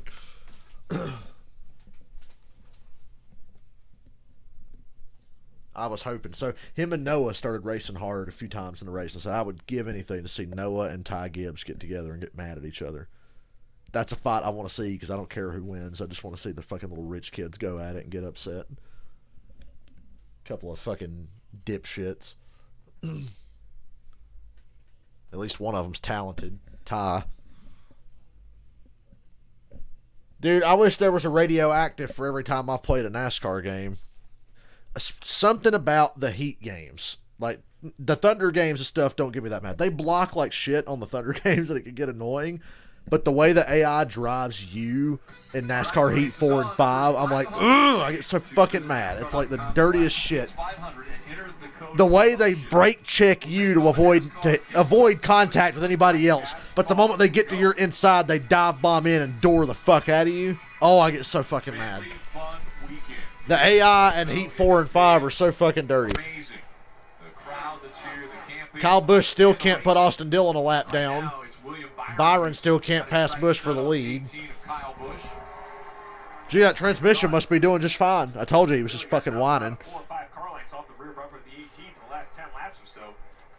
Oh, but Steve Letarte, you like this aero package, though. Dave's got more on the 24. Junior, he finished third yesterday. I talked to Rudy Fugel, his crew chief, this morning. He was so pleased with what he saw as he now ventures up to the highlight a little bit there. Even though Alex Bowman won the race, he thought that Kyle Larson, Kyle Busch, and the 24 Byron were the three best cars. The one thing that he would the AI is so dirty in the Heat games, I swear. They jumped a few spots by taking just two right side tires. They did that, but didn't adjust well enough for it. The car was way too tight. I looked him in the eye. Alex Bowman won the race on 2 tires yesterday. Just a thought. He'll know what to do. Rudy Fugel, the crew chief for William Byron. If you're Willie B and you're stuck behind this 18 car later in the day, but you're close enough to take 2 tires and jump in front of him. Kyle Larson's got the fastest lap of the fucking race. I bet that was before he had the damage, though. Austin Dillon, second fastest lap of the race. But look how much faster Larson's fastest lap is than everybody else. Larson's at a 167. Austin Dillon, the next best one, was 166.6. That is a half a second. So if Larson gets track position, he can still win this. He needs clean air because the damage is fucking him. It's fucking with him more in dirty air than it normally would. But if Larson was still able to get out front, he's so fast, he'd be good. Even if we got to push the 18 by him, we're going too slow for our strategy. So whatever we can do, we're just going to get around green. We need to have quicker lap time. So the 24 is actually complaining that Austin Dillon is slowing all of them down. He said they were talking about pushing the 18 past the 3 because this is slowing them down. There's a chess match on the pit boxes and a race on the racetrack, and you hope that your chess match matches the traffic on the racetrack. What I mean, but now Austin Dillon's got a good enough gap between Kyle Busch. It shouldn't be that big of a problem. Certain strategy. There are other cars that have pitted at 33. They're on a different strategy. William Byron pitted 27. So really 3 groups of cars. And what Rudy Fugel's saying is, I can kind of project where I need everybody to be around this racetrack for our strategy. Austin Dillon is Satan confirmed. Austin Dillon car in front of Kyle Busch, 666. 24, in his opinion, is slowing down their overall pace. My best friend's phone number, the last part of it is 0666. I'm like, that's the best phone number I've ever seen. This is hurting what I'm trying to do on top of the pit box. So I wish that was my phone number, 666. But I'm assuming, William Byron's not on a Sunday drive. Like, he is trying to run the 18 down. I know. I've never heard a crew chief say that, man. Make that your PIN number, 0666. I mean, change the strategy. I'm driving as hard as I can drive. No, man, you change your speed. I can't. This is as fast as it goes. One guy who's running a great race just a minute ago almost closed up to the back of his hair up front. You got to read between the lines with Junior. He's not going to overtly say it sucks, but he's going to tell you in so many words that it sucks because he's dead against this shit too. To start putting together some solid runs. He's moved into this 20 car this year, I'm sorry, and just hasn't really been able to get. Remember when they used to hit like 195 at the end of the front stretch at Pocono? I remember that. Wasn't that fun? Remember at Michigan they would hit 204 going into turn 2, turn 1 or whatever. Like, my God. I was at the 2013 Coke 600. You want to talk about fast? Fucking 200 at Charlotte going into turn 1. Now they barely hit 180. Hell, they can't even hit 180 on the front stretch of Charlotte. They would hit like 181 at the end of the back stretch at Charlotte now. Happy with his race car. He said it's decent right now, but he said the worst. Well, that 66 car is just slow. If I miss turn 2, I end up blowing turn 3, and that's really the challenge of the tricky triangle, isn't it, guys? You really got to try to connect all 3 of these corners to really maximize the speed around here. Chase Elliott's just hanging around. Denny Hamlin just hanging around. Top 5. Alex Bowman's in the top 10. Look out, everybody. Golden Horseshoe coming through. Heading down into turn 3. He's got a car on the inside of him. Blaney going by for that pit stop. Blaney trying his hardest to find the leader. Where's the leader at? I want to unlap myself. This is the longest straight that we have on the series. So they're talking about some new bumps down in turn 1 and 2. Let's see if we can sense where those are with this helmet cam. 184 going into turn 1 for Busher. Wow. Still pretty slow compared to what it should be. Bouncing down into the corner, and then obviously in the tunnel. The off-throttle time is the only thing that saves this. The tunnel, the earth settles around the tunnel itself underneath the racetrack, and the track just keeps going down, down, down over the years. And the winters here are really, really harsh on the surface of this track. So watch this right there. That's something you don't really think about much. Tracks like Pocono that are up north where it snows all the fucking time. Maybe that's what we need to pick up Kentucky Speedway and set it in the cold for a couple of years. Let it get some wear on it with the snow and the weather, and then bring it back. You're going to have really stiff springs, cars going to be on the ground, and that's going to make it hard to ride really, really rough through those bumps. And when the car goes across the bumps that you saw in the tunnel, it's like a rock skipping across the water. The tires are bouncing across the track. They're literally skipping up the racetrack. Kelly. More takers here on This race is flying by, though, oddly enough. It's not that exciting, but it's flying by. We need a NASCAR minivan series. The NASCAR 3M Mom Van series. You remember my suggestion when the series name was changing? Before it was, I think when it was like Monster Energy's leaving. And it's like, oh, they were showing KFC commercials a lot, and it was for the KFC Go Cup. So I said we should be the NASCAR KFC Go Cup Series. The NASCAR KFC Go Cup Series. Because they used to show them KFC Go Cup commercials all the time. He said I didn't think they'd run in the top 25. Incredible what they've been able to do. Damn. Junior just being honest. I was unsure about them, too. I figured the 99, the Trackhouse team, they'd be like that 13 car was with Ty Dillon. I was like, they'll probably run about like that. No, they're way better than that. How was Germain Racing so bad when they were around for so long? They literally never got better. The 13 car was always bad, and that's what I thought the 99 was going to be like. See, Detector Mo, I got to disagree. Pocono is not boring. These cars just suck. You get a good car, a raceable aero package, and Pocono could be a great racetrack. We see it again and again with the trucks, the Xfinity cars. We saw it with Cup. The only problem with Cup back in the day is that the race was too fucking long. It was 500 miles. I swear, Pocono used to feel longer than the 600 at Charlotte every year. It was rough. I always said Pocono and the Southern 500 felt way longer than the Coke 600. The Pocono especially. So it was just too long, and now the cars are dog shit. I actually really like Pocono as a racetrack.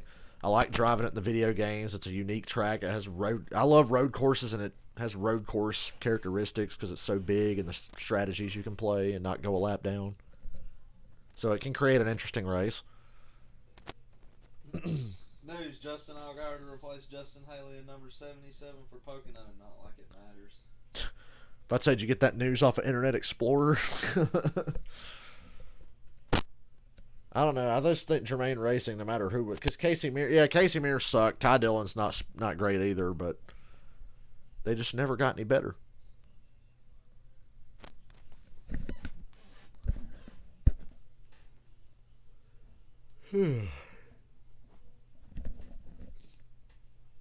The Olympics, that's the reason we don't get to watch races for we're coming up on a 2-week break in the middle of July. I'm going to have to find something to do those weekends. I don't know what I'm going to do. Fucking dump truck.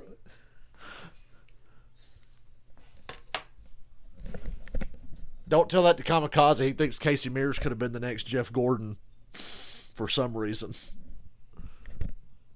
It's like, dear God. Oh, no, Detector, but now they stay closer together. Because of the shitty aero packets, they stay closer together, but they still can't fucking pass. So what's the difference between being farther apart or being close together and still not able to pass? I used to go to the 24 Hours Daytona IMSA races, and that was where you heard about Willie B hit pit road during the commercial. It's come to NASCAR where he has to go out He must there have. perform right away. Go out there and get up to speed, hustle through Scheduled the tunnel, stop. hustle into turn 3 on cold tires. Kyle Busch will be pitting any time now. To get out there and leapfrog this 18 car when he cycles through pit road, Marty. Like Junior just said, they pitted to get clean air to run better lap times and maybe get in front of the 18 after he pits. So Byron short pitted a little bit. Still kept them in their window for stage 3, though, I'd imagine. I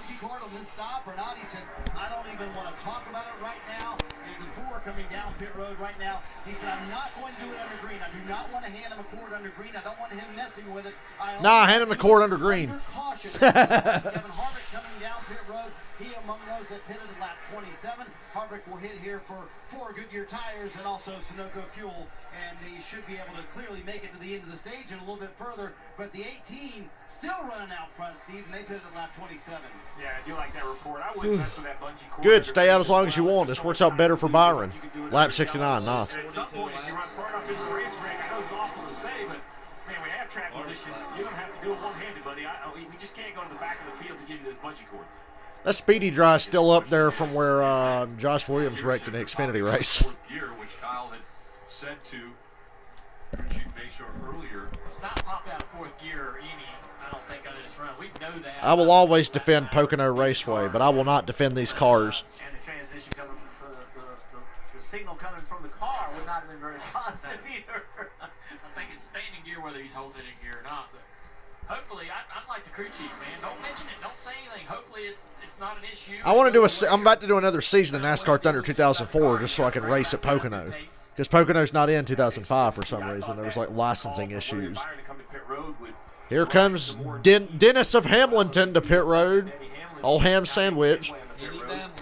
Henny Damlin. And he told Chris Gabehart, his crew chief, when I try to carry too much speed, I'm really tight on late exit. So they'll make an adjustment for that. Looks like it's going to be. It's just air, bro. Get that windscreen clear by pulling a tear off the front. It's not a windscreen, it's a windshield. You're not British. You mentioned it. Byron's out there running 50, 52 flats, or 53 flats, and Kyle Busch at 54.4, so a second and a half in one lap. And Kyle's lost to Byron, or Byron's gained. Byron should be the leader here, unless Kyle Busch's pit crew gets one of them 11-second stops or something. That's what I was saying. Stay out as long as you want, Kyle. I don't give a shit. Good, stay. Because now if a caution comes out, he's got to pit, and Byron gets in front of him anyway. So Kyle Busch is the one that's vulnerable here by staying out this long. They still haven't lapped Austin Dillon. We're going on you. If I was a driver crew chief, would I treat Pocono as a road course? I would. Wow, it's a totally different strategy than Byron. Byron again with a 53.1. Now, Chris, Pocono was not in NASCAR 2005 Chase for the Cup at all. It was licensing issues for some reason. Jeremy Mayfield was supposed to be on the cover of NASCAR 2005, but they changed it to Kevin Harvick at the last minute, so Mayfield said he didn't want to be in the game anymore. He insisted that they take him out. So there's no Jeremy Mayfield or Pocono in NASCAR 2005, which is a damn shame because 2005 is my favorite NASCAR game.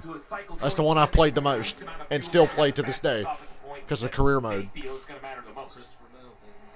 comes Christopher Bell on the pit road in second place. Bell is in. Bell was 1.2 seconds behind Kyle Busch. Dave. And when he radioed the crew, it was coming to you, coming to you. Willie B's digging out there running them lap times by himself in clean air. Yeah, this track's a road course with no right turns because it's so big. And all the turns are unique and different. But he only went to half a number tight, Kelly. I think you can live with that. You see the 9 car of Chase Elliott also on pit road. I love this racetrack. It's always been low-key one of my favorites. The cars ahead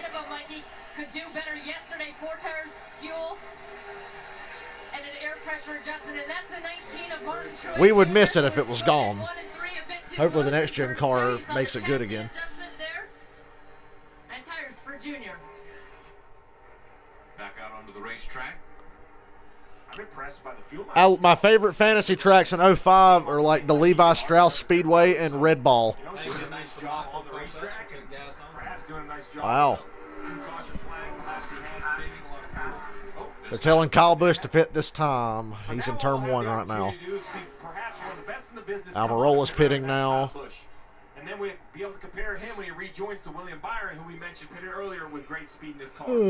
2004 is great. I think this pit couldn't come I just soon like enough the for career mode in Eric 05 better. He was getting But the career mode in exponentially 04 is really higher underrated. traffic. He also said something felt weird in the right Jordan side. Anderson says he wouldn't be a team owner in the truck series if he didn't play NASCAR Thunder 2004. He said he learned little things about how to be a team owner from that game because it's very realistic how you have to manage your team and shit.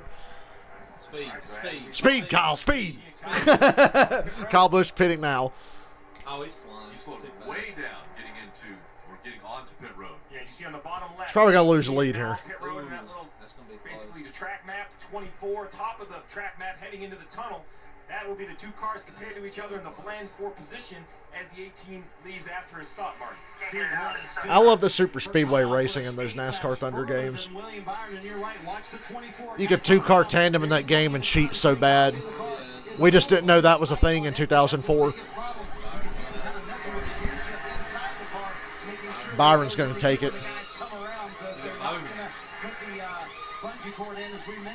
Yeah, Willie B. Oh, slow stop.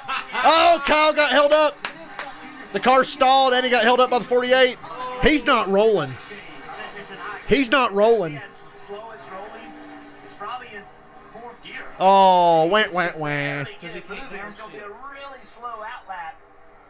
Man, if he was stuck keep it here in on high pit gear entry, because his and you transmission. somehow guess Yeah, but listen to it. It's not going. because everything's set It's up gonna take him RPMs in forever to second. get up to If he was speed. stuck in fourth, I'm Oh, not my sure God. that's how you come down pit road. I don't either. I don't know how you guessed, but you guys mentioned how slow he was. Maybe he really Chris, my favorite cutscene in 05 is if your driver's mad about his finish and he kicks the stack of tires and hurts his foot. He's He's 19 19 overdo seconds this or slow this car way down. Dave, Show me the money, William Byron. I'm going to win today. Disappointed with his race cars. You see Chastain now challenging Kyle Busch. So I guess Kyle wasn't lying about his transmission. So hopefully they'll make an adjustment there. I called him a goddamn liar. I feel like Bowman kind of fucked him up a lot. Bowman hurt him too. Let's talk about this 18 car. So he might take off and be just fine right here under green, right? It's in fourth gear.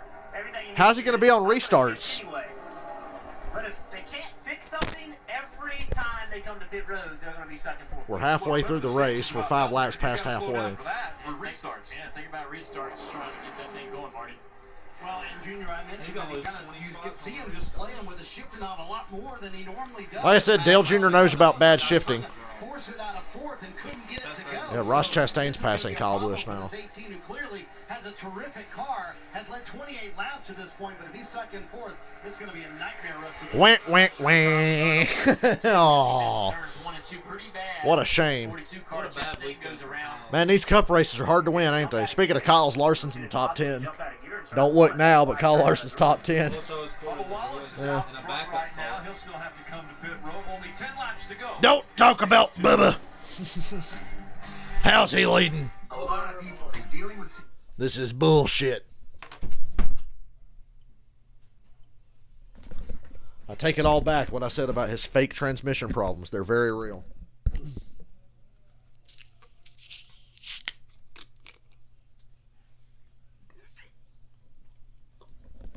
That's the way the cookie crumbles.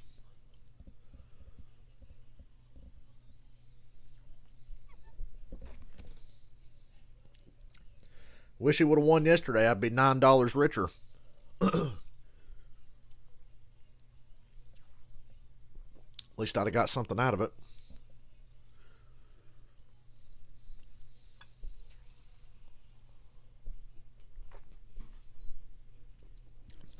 This stream was brought to you by Cheerwine Zero Sugar.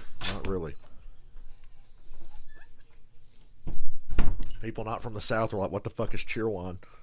They don't have really it. don't know They what it really is. don't have it They don't anywhere got else. Sun Drop either, did they? Nope. I think. Because my grandma's like, she walked into a fucking store in Kentucky or something. After they had a sun drop, and they looked at her like she was fucking insane. Well, they don't have is now running second. liver mush either. Last third. Denny Hamlin is That's what fourth. they were talking about, Bub. I heard it on it in there, but he's the leader. I gotta tell you guys, if you ain't ever had liver mush, you're missing out.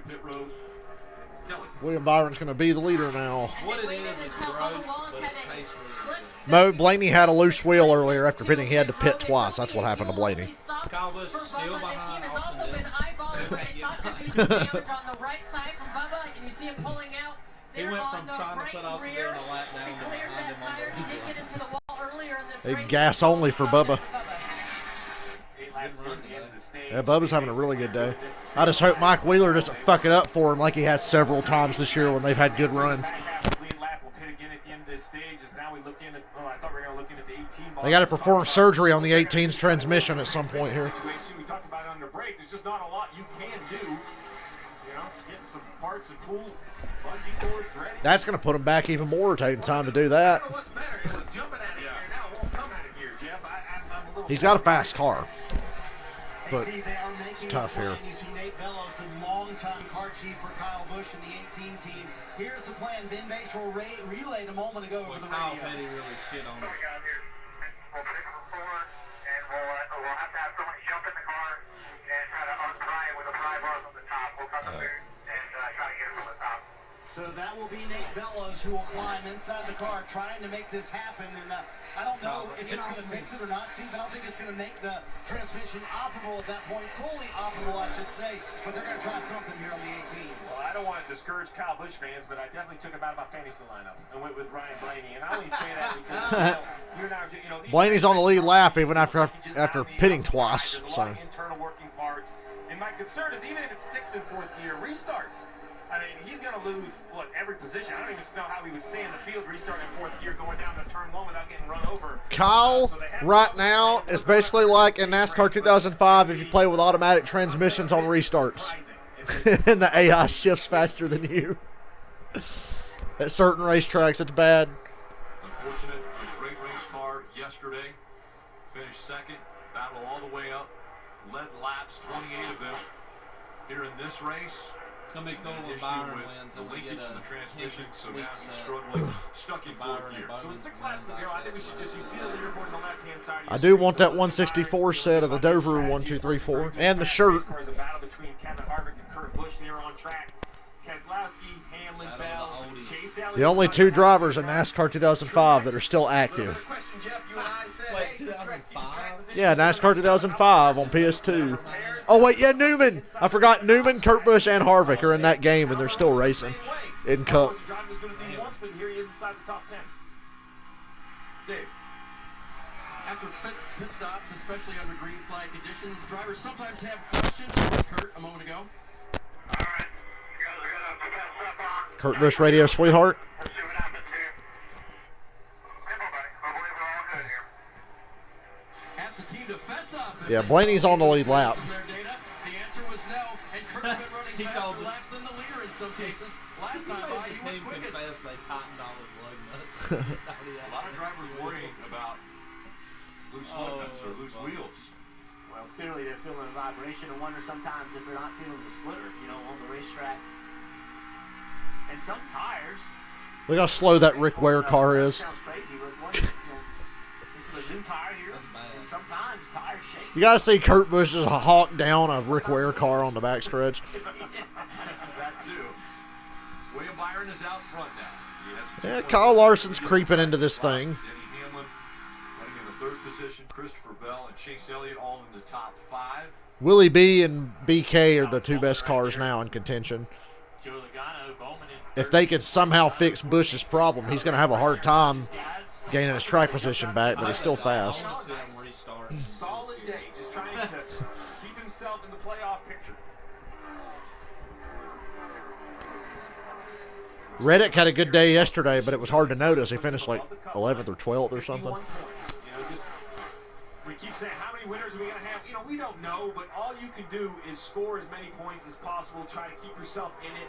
Don't panic. Don't tear up your race car. We see who he's racing. Kurt Busch is just below him. I'd rather have Hamlin's gap over the cut line. Suarez's good run. So They had such a bad start, and then they blew up at Charlotte and wrecked yesterday. So can't have days like they had yesterday, though. Actually, Justin Allgaier, Healy was supposed to be behind the wheel, and Justin Healy in a pretty violent accident in the Xfinity Series race. He said he was okay, but they made the decision at Spire Motorsports Hey, you won yesterday. to What put are you doing in 13? Justin Allgaier behind the wheel of that 77. Steve Letarte was saying before the race how the odds makers were being disrespectful to Bowman because he went out and won that race yesterday. Not really. He won the race, but he didn't just go out and win it. Said, how is he 14 to 1? How is he 14 to 1? He went and won this race yesterday. He took 2 tires to get into the top 5 and then got lucky that the 3 cars in front of him all picked the outside line, so he got to start in the front row. God bless him, though. They're also benefiting a lot from Chevrolet's success. Just how good the Chevrolet's been this year. Pit road is closed. They're under 2 laps to go in this stage.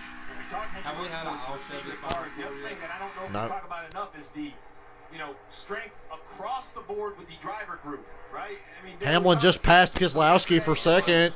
Kyle Larson flat that led to an Alex Bowman win. I thought about picking Hamlin today. Kyle Larson doing nice. Thought about it. The 7th, but his teammate Willie Byron leading this race. It's like if you could cycle one of them out of the lead, another one pops up. Yeah, that's what I said yesterday.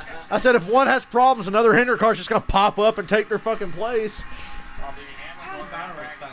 Now Elliott's in the mix and Larson's creeping into this thing. Bowman just seems to get lucky. The race next week is Road America in Elkhart Lake, Wisconsin, a 4-mile road course. And I think Keselowski guys are just kind of saving fuel. Really looking forward to it. Likely to not stop at the end of the stage and go a little bit further. So they actually said, let the 11 go. We need to save fuel right here. I will say, the 11 is not a driver you want to get on fire. Right? I mean, winless this year, 6-time winner at Pocono. We talked yesterday and a little bit more this morning about how this was a barometer for the 11 bunch, a winner here a year ago. So I'd like to see Willie. it's going to be It'd be a shame to win in that paint scheme, though. It's not a bad one, but it's not the best. Of all the great Exalta paint schemes, this is probably the weakest one. If he wins the race, go all the way back to the end of stage 1 is the moment that kept him in it.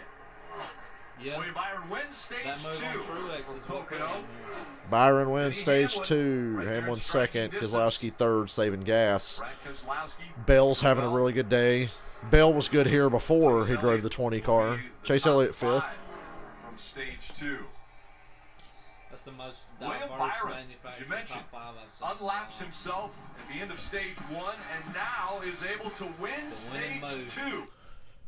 Byron's going to win this shit. That's going to be your winning move. Yes, Mo, Road America will be on regular ass TV. Like Dave Chappelle said, it's not HBO, it's just regular ass TV.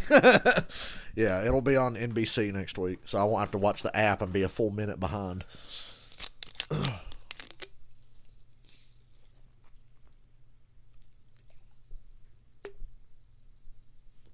Yeah, we're getting close to that damn 2-week break in the middle of July. So fucking unnecessary. I'm going to have a lot of free time those weekends. Conveniently, I still won't have anything to do. None of the concerts or anything I want to go to land on those weeks. Kiss in Atlanta is on a Sunday, but the race that week's on a Saturday night. So, works out. Last call for alcohol. Are you taking home Miss Bush, Miss Keselowski, or old Mrs. Spencer, Dale? Mrs. Jimmy Spencer looks kind of scary. You ever watch Barry McCockiner rate the NFL QBs as women? And he gets to female Tom Brady, and he goes, I give female Tom Brady a 6 out of 10, but if you add Bill Belichick, I'll give her a 9.5 out of 10.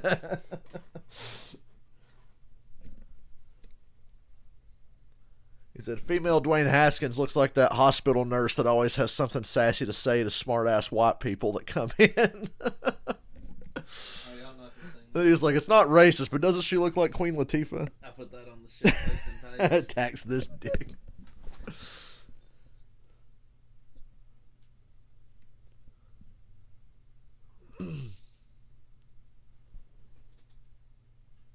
You know what, Karen, you're right. Dylan, we need to go on the off weekends. Look for a goddamn flea market. Which did you go to Jamestown? Damn. Jamestown was closed. That's like my We favorite got one. up there at like 10 o'clock in the morning. They were closed. We got to find some flea markets to go to those weekends, for real.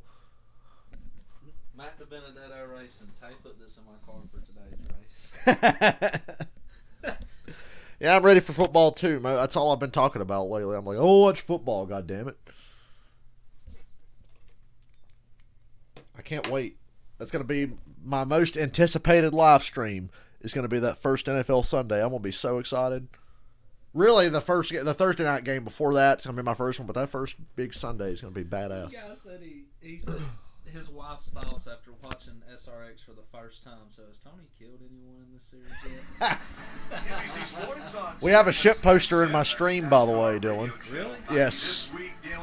Chris, you're a ship poster.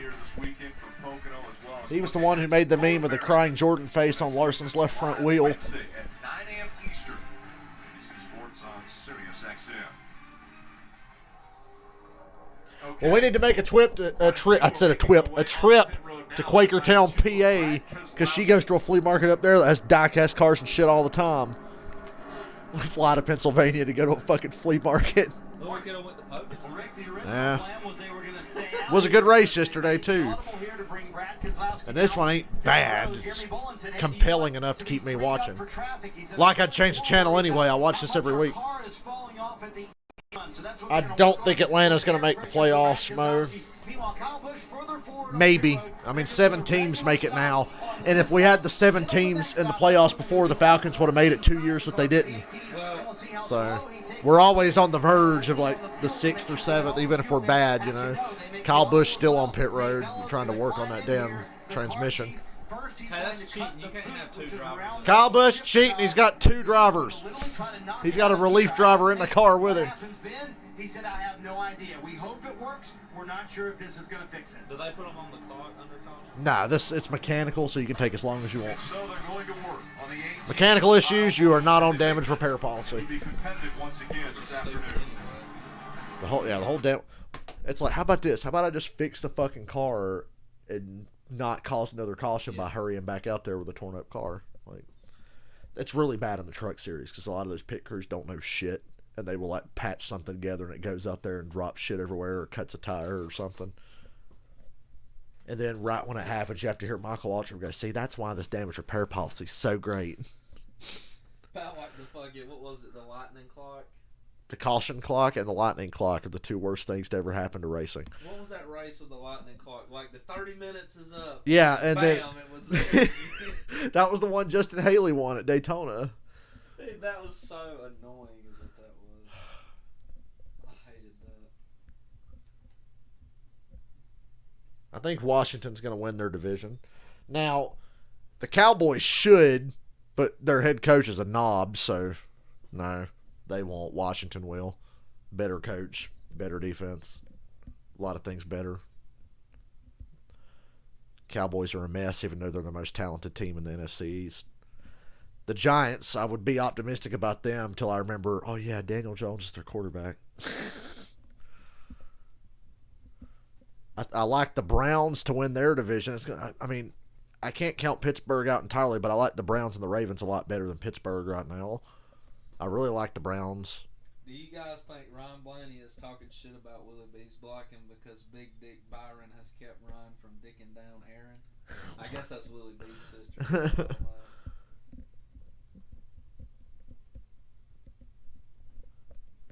And I'm not going to show you the comment, but some guy posted a picture of himself naked. Wow. And he's like probably in his 40s with a bandana on. You mean he didn't send it to Natalie Decker and say, hey, baby girl? You guys want to live stream looking through Natalie Decker feet pics and pretend we're boomers?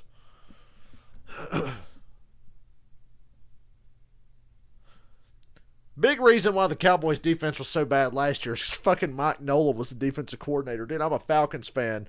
We made the NFC Championship game with the 24th defense in the league with Mike Nolan as our defensive coordinator.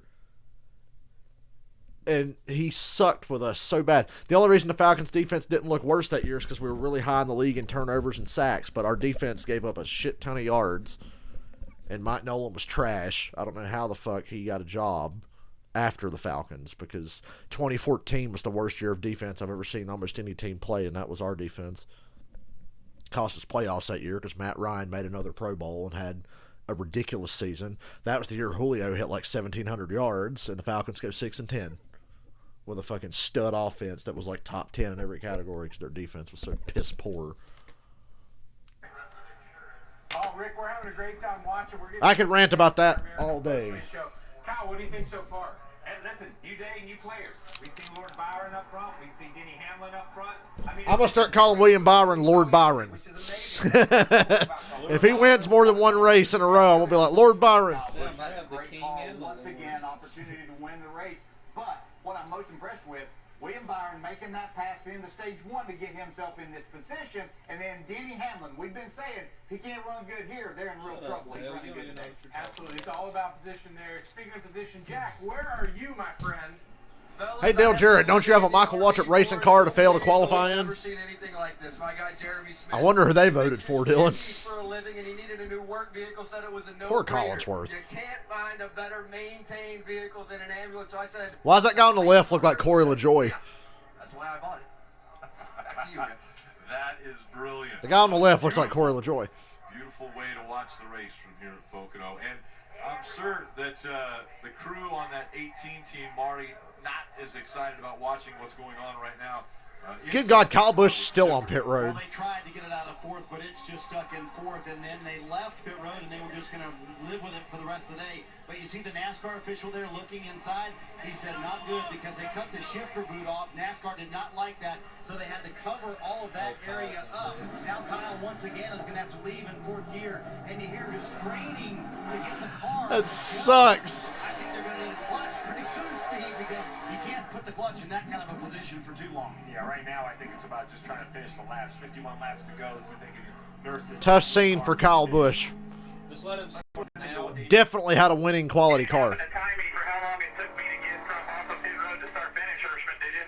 No, I didn't. I just got my info that we got in the driver report. You don't have shifter boot safety info? No.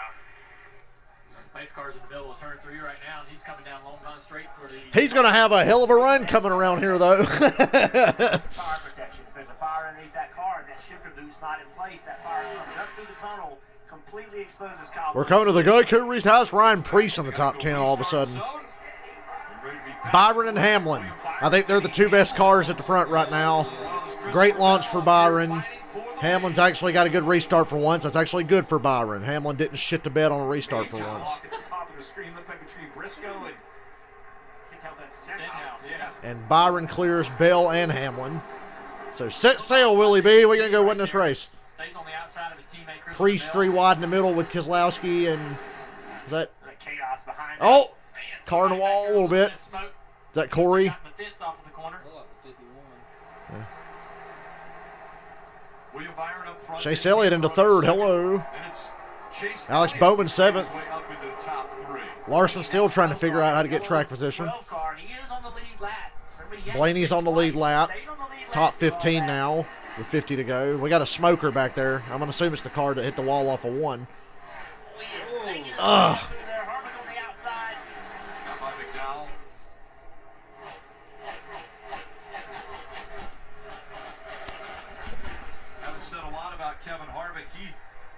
Somebody's got a bad tire rub or something back there. And it's whoever got squeezed into the wall.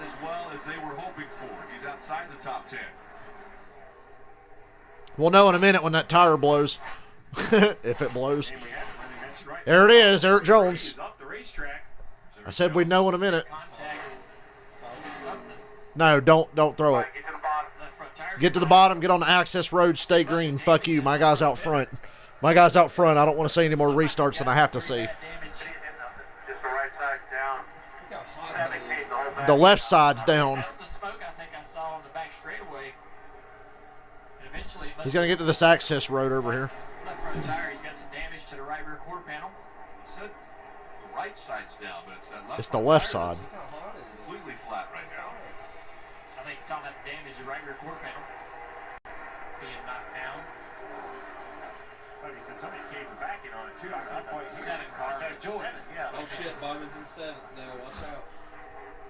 Bowman's creeping into this.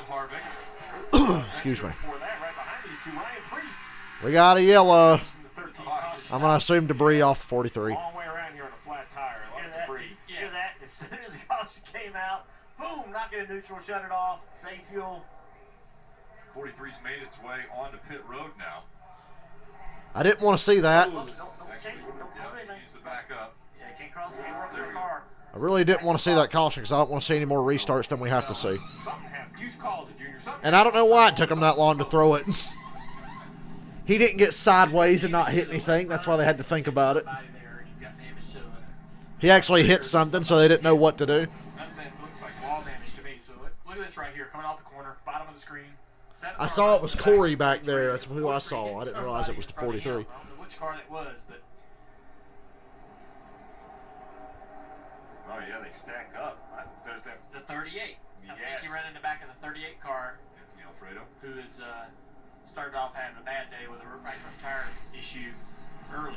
Well, thanks for the yellow I didn't want to see. Just a bunch of stacked up there. And Hey, you can pit and make it from here. I was just about to turn to you and say, if I'm in the back, I'm going to pit. You can make it from here. Save some gas. awful day yesterday. You are literally right on the window to make it. As soon as they open pit road, I'd have to think about it. Kyle Larson, might as well. Bowman. Yeah. Bowman's, 7th. Ryan Newman, Joey Logano, Benedict, one of these guys. Somebody pit on this caution and try to make it. I'm begging you.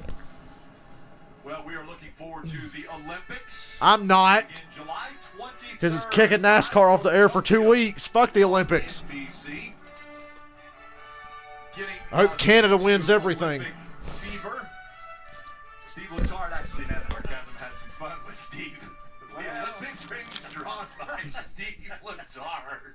You know, there are times.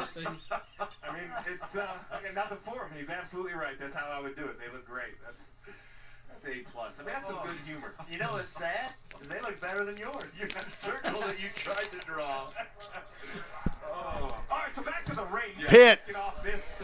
No, Pit. No, I did. It was messed Pit. up. On a serious note of this race, though, as we see the 43 continue. 47 laps to go. Our man. You're going to cross 46 to go when you come to pit road here. 46 laps earlier today, while they were aided by yellow. I believe the leaders are all going to come. I think you cannot miss this opportunity. Here comes Hamlin. 2 mileage race. I would. And Byron sees it too. He's got a pit. And with that said, a hard left-hand turn by some. Chase Elliott stayed out. Interesting. I don't know how this is going to work out, but I like pitting here. That word, they had a code word for it. He went, okay. And K-Bart said, yeah, that's a tough call, but we're going to have to do it. They'll pit. Hey, NASCAR, make Denny pull that shit out from under the back of his car. That's a debris caution waiting to happen. William Byron, he'll get 4 fresh Goodyear tires. Hamlin goes gas only. Byron gets 4. Tires on, they lose all that track position, Steve. So many cars taking gas. He's going to pull out in front of this 24 car. Marty.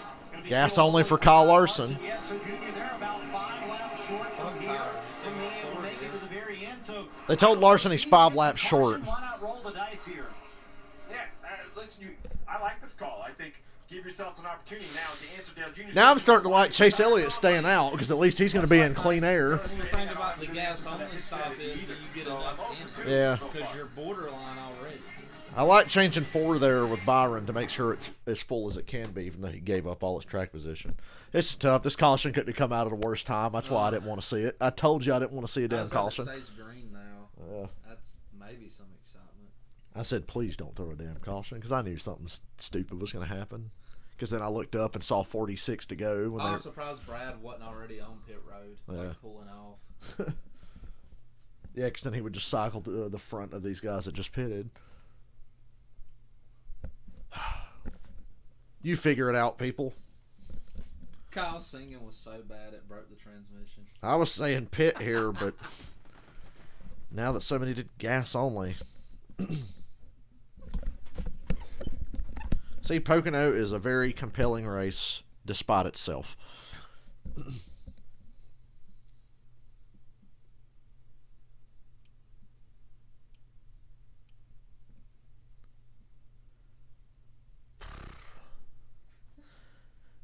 If Kyle Busch's knob is stuck for more than 3 hours, should he see a doctor? This dude's learning how to do the graphic systems for the screens at the racetrack. And he's in the shit posting page. He said, am I doing it right? He put Quinn Howell stage 2 winner.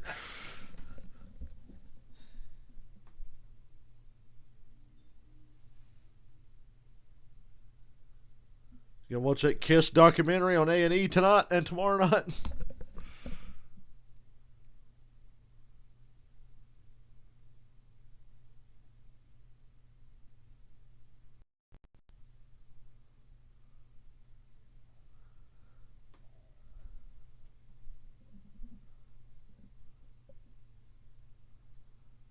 We love our Pocono races under 400 miles, don't we?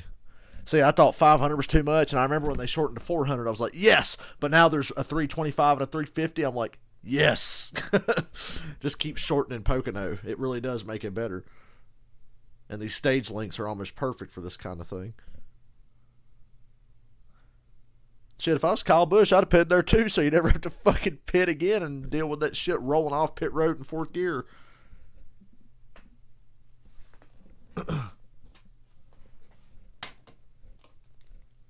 Scrolling Twitter right now.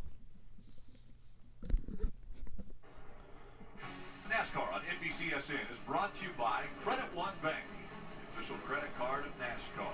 Visit GoCreditOne.com. And by Ram Trucks, the only truck brand with Motor Trend Truck of the Year 3 years in a row.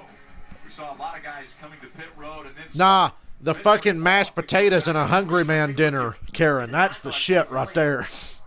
And the chicken in the Hungry Man dinner. That shit is juicy. Doing all of that, he did not maintain speed. Watch the 20 car right here.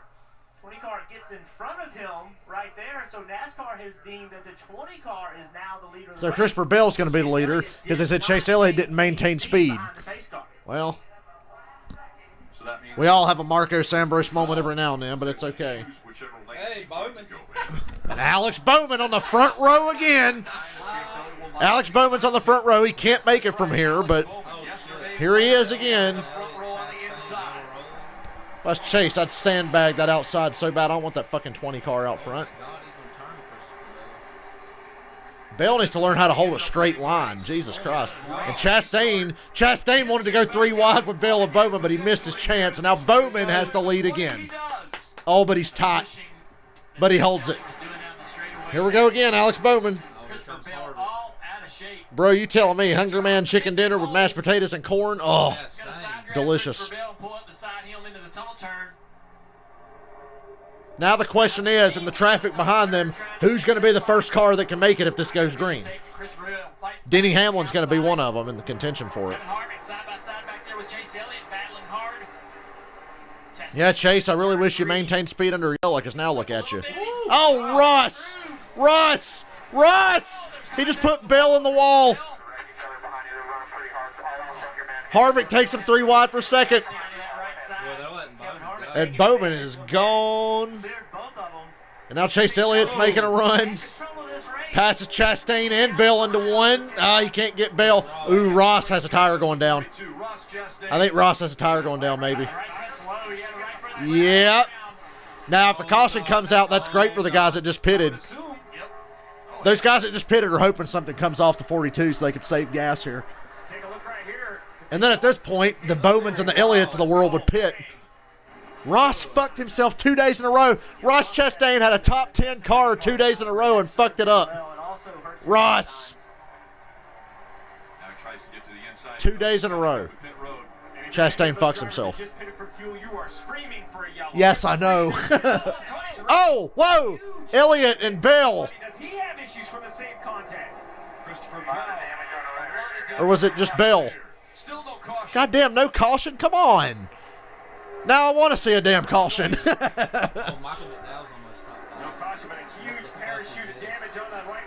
Boy, I bet the side force on that 20 car is great right now.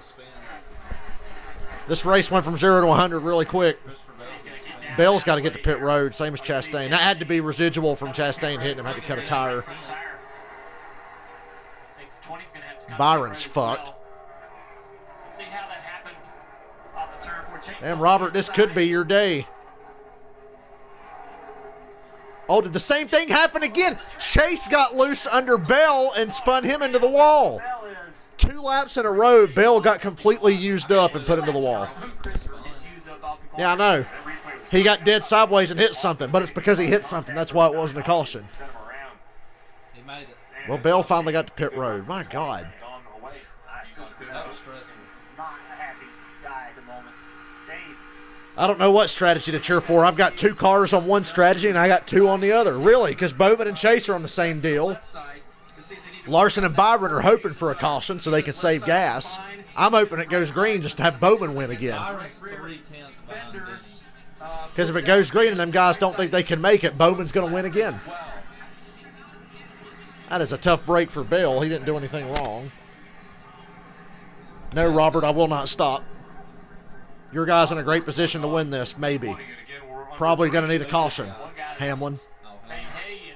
But if Larson's 5 laps short, like they said, Hamlin's got to be right there with him. So.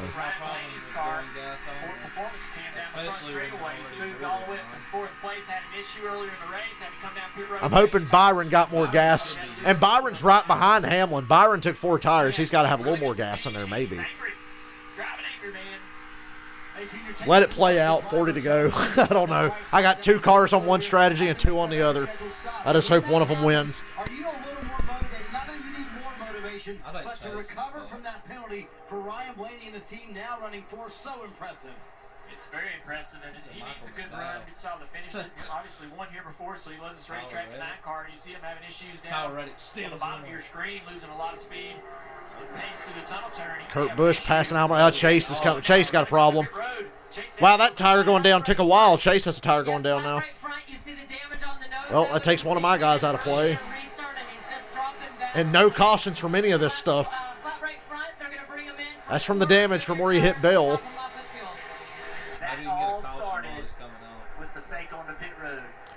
Hey, good news is Chase is going to pit and make it from here now.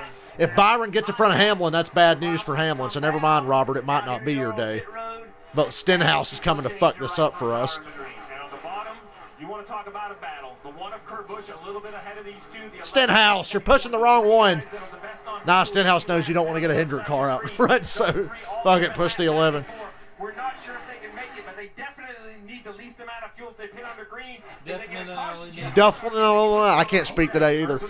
Oh, he did? He did. So actually, yeah, Kurt Busch is the first car that can probably, maybe make it. It's in doubt. But I still like Byron or Hamlin here. I really do. I like Byron's 4 tires. Maybe got a little more gas in there. I don't know. I'd love to see Kurt win. Yeah. And Byron clears Hamlin into 1. That's really important. So now it would be Kurt Busch, William Byron, Denny Hamlin. And I'm pretty sure over the course of this run, Byron's got what it takes to get to Kurt Busch. He's got a way better car. Yep. Tires don't mean that much, but they got to account for a little. I'm surprised Byron got in front of Hamlin that easy. I thought when Hamlin, because Byron restarted way back because he took 4. But I did say I like taking 4 despite they giving up the track position. And now Stenhouse is passing Denny. Did Stenhouse take 4? Maybe Denny's trying to save. I don't know. Or did Stenhouse just take 4? I haven't even really been watching Stenhouse. Alex Bowman's leading. Kevin Harvick's second. They definitely have to stop again. Harvick's making good ground, too. How does Bowman find himself in this situation again? They have not even been close to having a winning car yesterday or today, but somehow. The golden horseshoe. Chase is on tail end of the lead lap, though. That's going to suck for Bowman. Yeah, because, I mean, Chase can't let Bowman go just because he's his teammate. Chase has to stay on the lead lap and hope for a caution. Chase is the only car that can definitely make it. Yeah. If he gets a caution, just stay out. Christopher Bell's a lap down, I'm assuming. Yeah. I think, Bell's a lap down. He had to fix all that damage. Chase just came in. They pulled the fenders out and put 4 on. He's still on the lead lap. He got lucky, too, because it was right at turn 3. So if a caution comes out, Chase would stay out and take the lead. Maybe. But I'm assuming, well, if a caution comes out, them guys at pit are just going to stay out and save gas. So he wouldn't be the leader, but he could gain a lot out of this. Because we know there are some cars that definitely have to pit again. So Chase would pass all of them. Never mind. Yeah, Bowman's never had the fastest car in any of the races he's won this year. Which is wild. He's living a charmed life this year, Alex Bowman. Hey, if he wins today, he's tied with Larson. The worst Hendrick car this year has 3 wins, and he might get a 4th one here if it goes his way. Sweeps Pocono, I'd lose my fucking mind. And then you get to go to Road America next week and have all this fucked up strategy all over again. But at least you can pass there because it'll be low downforce, high horsepower, and a road course. Chastain fucked himself 2 days in a row, took himself right out of the playoffs. That's all on Chastain, what happened to him this weekend.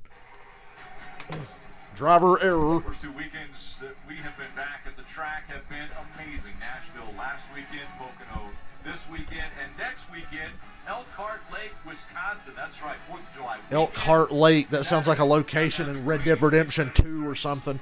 2 and 2:30, then Sunday, the 4th of July. Hey, Arthur, you want to go fishing at Elkhart Lake? Yeah, I do. You all right, boy? Hey, John, it's John Marston. You want to go fishing at Elkhart Lake? Dutch! Dutch! I've seen it on TV, never been there in person. I think it said borrow. I thought we were just going Oh, this time. Well, if you're driving, people have done that before. As we See, I told you Byron's going to catch Kurt Busch. Chase, never mind about Chase. He's back on pit road. Another right front down. It's that fucking fender, I'm telling you. They got to take their time now and pull that out. Well, Chase's day's fucked 2 days in a row. Here comes Blaney for his last pit stop. You're going to see the guys that know they can't make it pit now and hope for a caution. Kyle Larson, yeah. Ooh, I love a good juicy fuel mileage race. It's anybody's race. And believe it or not, Kyle Busch still in the game. They told him a moment ago we're only 1 lap short, and he's in 13th. Like I said earlier, if it stays green, Kyle Busch is in good shape. He just can't get a caution or have to come to pit road again. Kyle cannot afford to have to come to pit road again. It used to be easier to save fuel here when you used a lot of braking and you shifted, Jeff. Yeah. But their time of wide open throttle is so high. I mean, how do you save gas now? Well, if you're Kyle Busch, you thought your day was over anyway. Yeah. So you just go ahead and just say, you know what? This thing's gonna go green. I gotta find the lap. I just gotta find it. Gotta back my pace off. Get off the throttle. Harvick is right there in the tire tracks of Bowman. See what happens. See if you get lucky. But Bowman's fuel situation is the worst of anyone. Yeah, he's 35. Drivers like Bowman, Harvick. So Bowman's just going to have to pit here in the next lap or 2. Now all have to come back to pit road. There's just no way they could save enough fuel again. I can't see any sort of way that they're going to make it. Kyle Busch is the only one. I think it's Willie B's race. He can get Kurt Busch.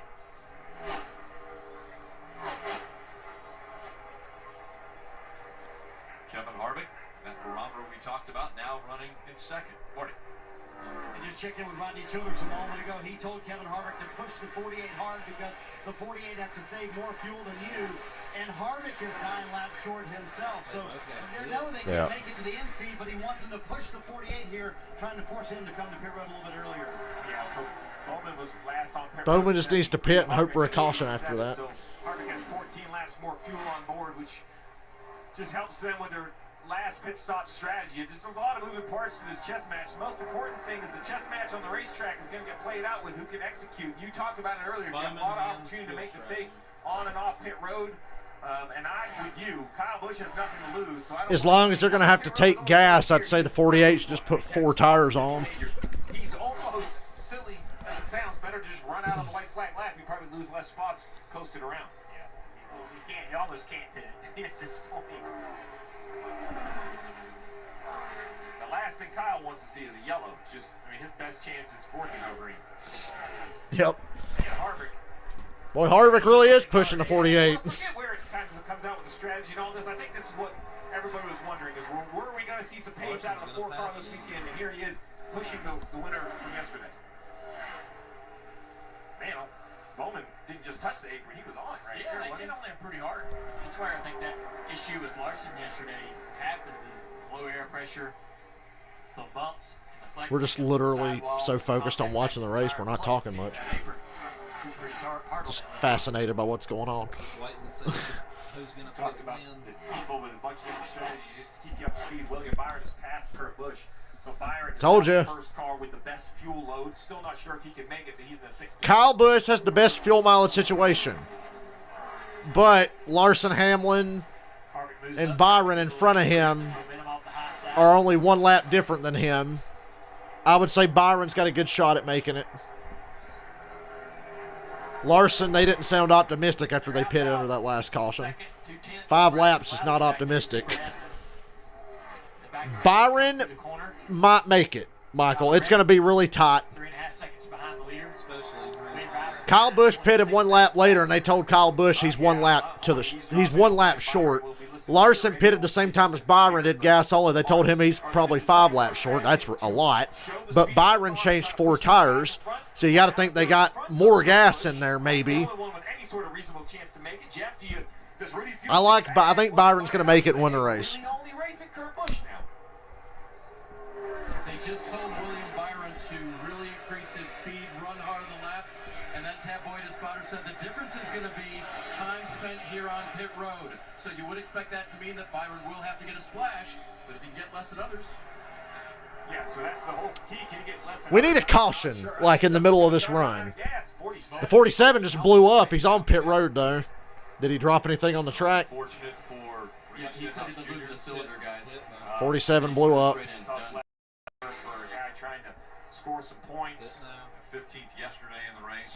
Well, that didn't bring out a yellow. That's unfortunate. That strategy call, you know, Harvick's pitting. Jeff, right? Are you running hard for a gas Probably saw the go, 47 or you smoking. saving gas? You kind of get stuck in the middle of the four. Says he knows he can't make it. He's got to come get So fuel they're now. telling Byron to push for a big lead and then Yeah, he's going to push for a big lead, and if he feels the car sputter or have to go to a reserve with 2 or 3 to go, they'll just pit and get like 2 seconds of gas.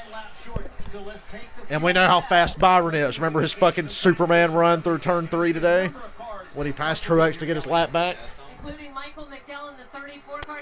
Gas only Harvick. Towards the top 5, he said his car fires McDowell's changing tires. And he's a bit free on entry, but snapping loose on 2 tires for McDowell. 2 tires there. Who's the car getting pushed? It's a lapper. We see Kevin Harvick exit below at the bottom of the screen to your left. William Byron. Why are we showing him?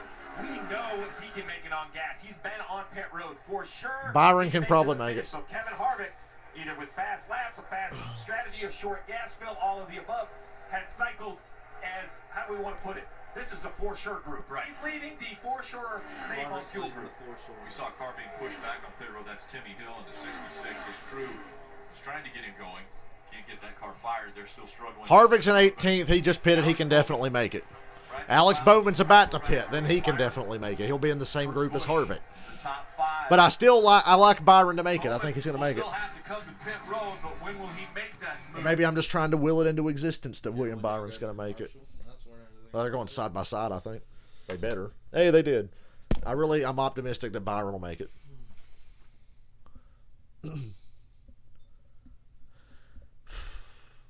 Just remember Kyle Larson was shutting his car off at the start-finish line at Nashville under green and still going really fast.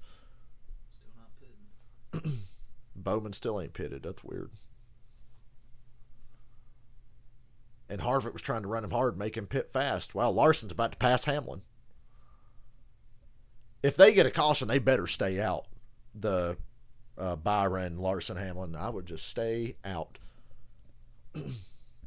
Now, I'm sure Larson's probably traumatized at the idea of staying out that long on a set of tires, but they didn't change tires the last time they pitted. So, yeah, it would be really stressful, I imagine.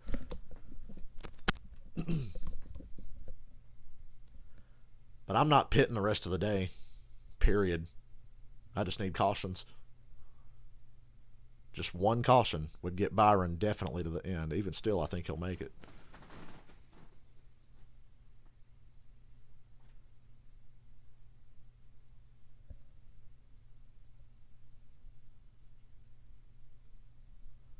One race was chaotic, and this race is a fucking strategy race. Bowman's pitting finally. And this race has gone by so fast because it's not had a lot of cautions. Still dumb to start a race in a rainy area at 3:30 on a track with no lights, but we got away with it this year.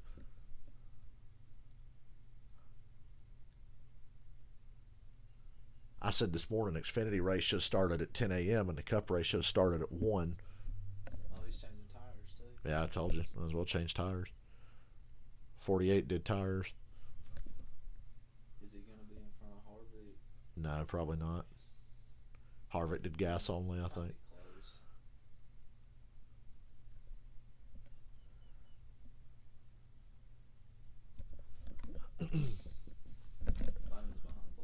Ooh, these laps are crawling by.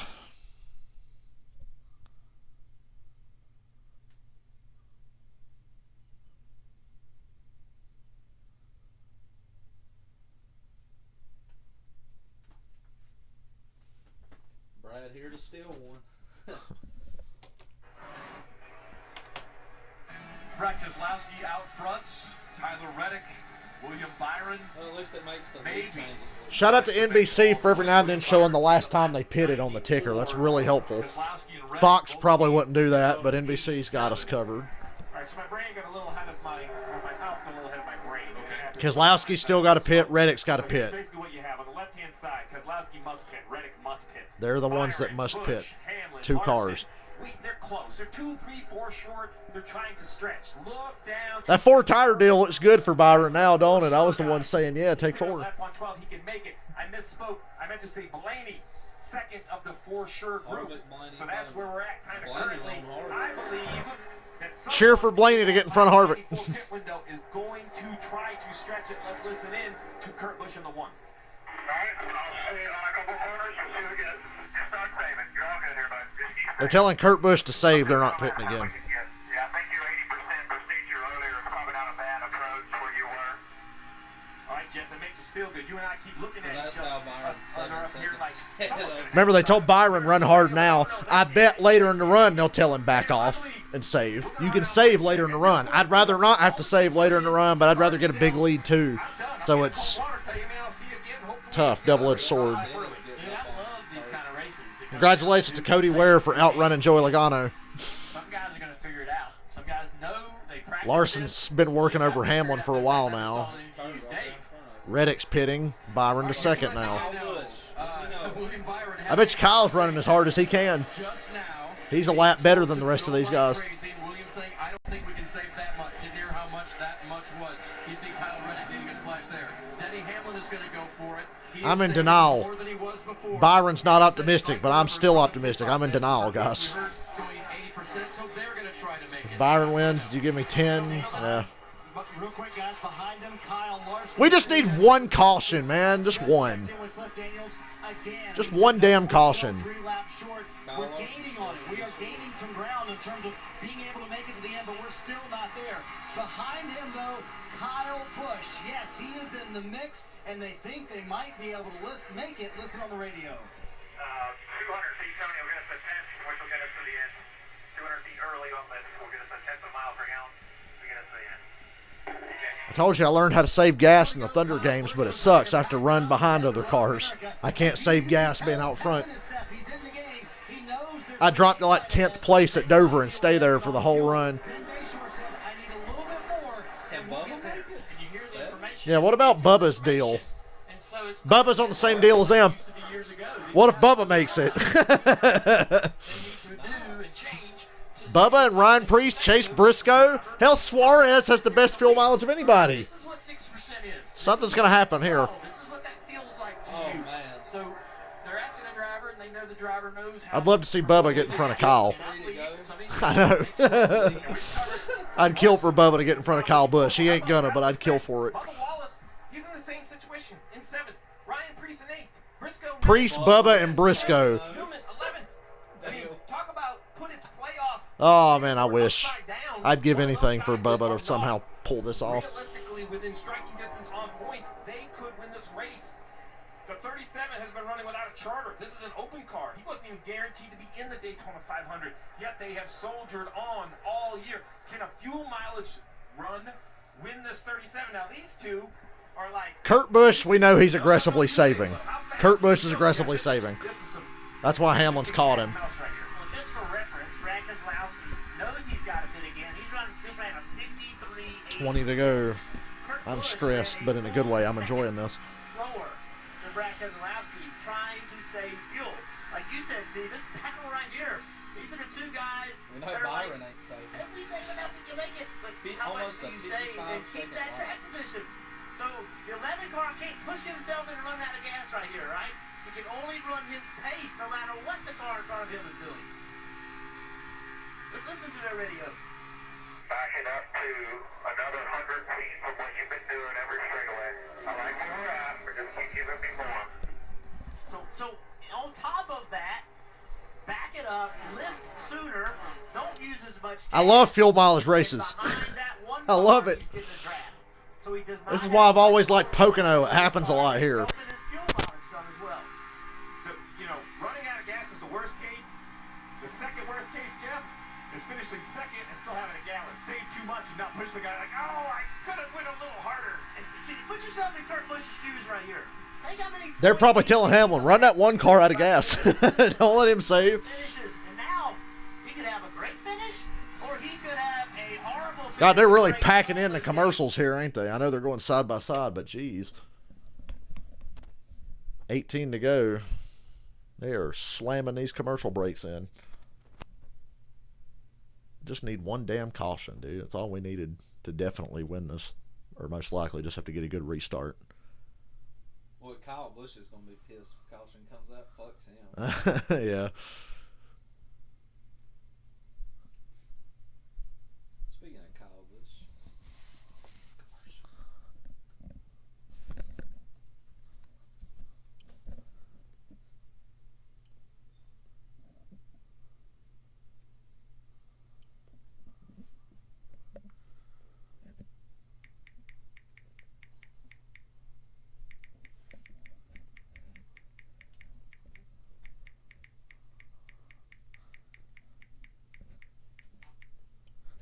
Message camera, so fuel mileage race going on. Bubba's in the mix.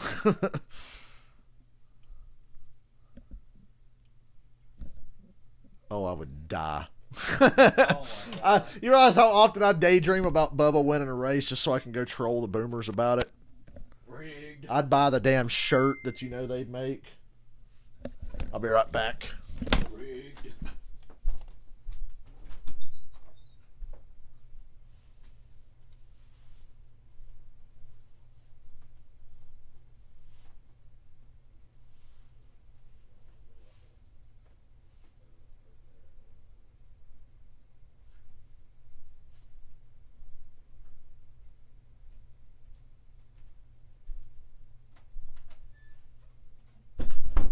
Thing on my mind right now is Denny gonna go by Kurt or is Larson gonna go by Denny?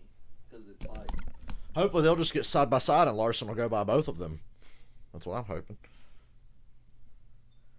Oh, Detector, you're optimistic, aren't you? Chris, you said you hated fuel mileage races. Dude, I was always fascinated by like fuel mileage and strategy races. Always loved it. My favorite wins in NASCAR. See, it's one thing. Anybody can get the game and go kick ass. But to win a race that you shouldn't win, I was always like, ha, gotcha, fucker. Like, anytime I'd win a race on strategy or whatever, I'd be like, gotcha, bitch. Allgaier 17th. 18th.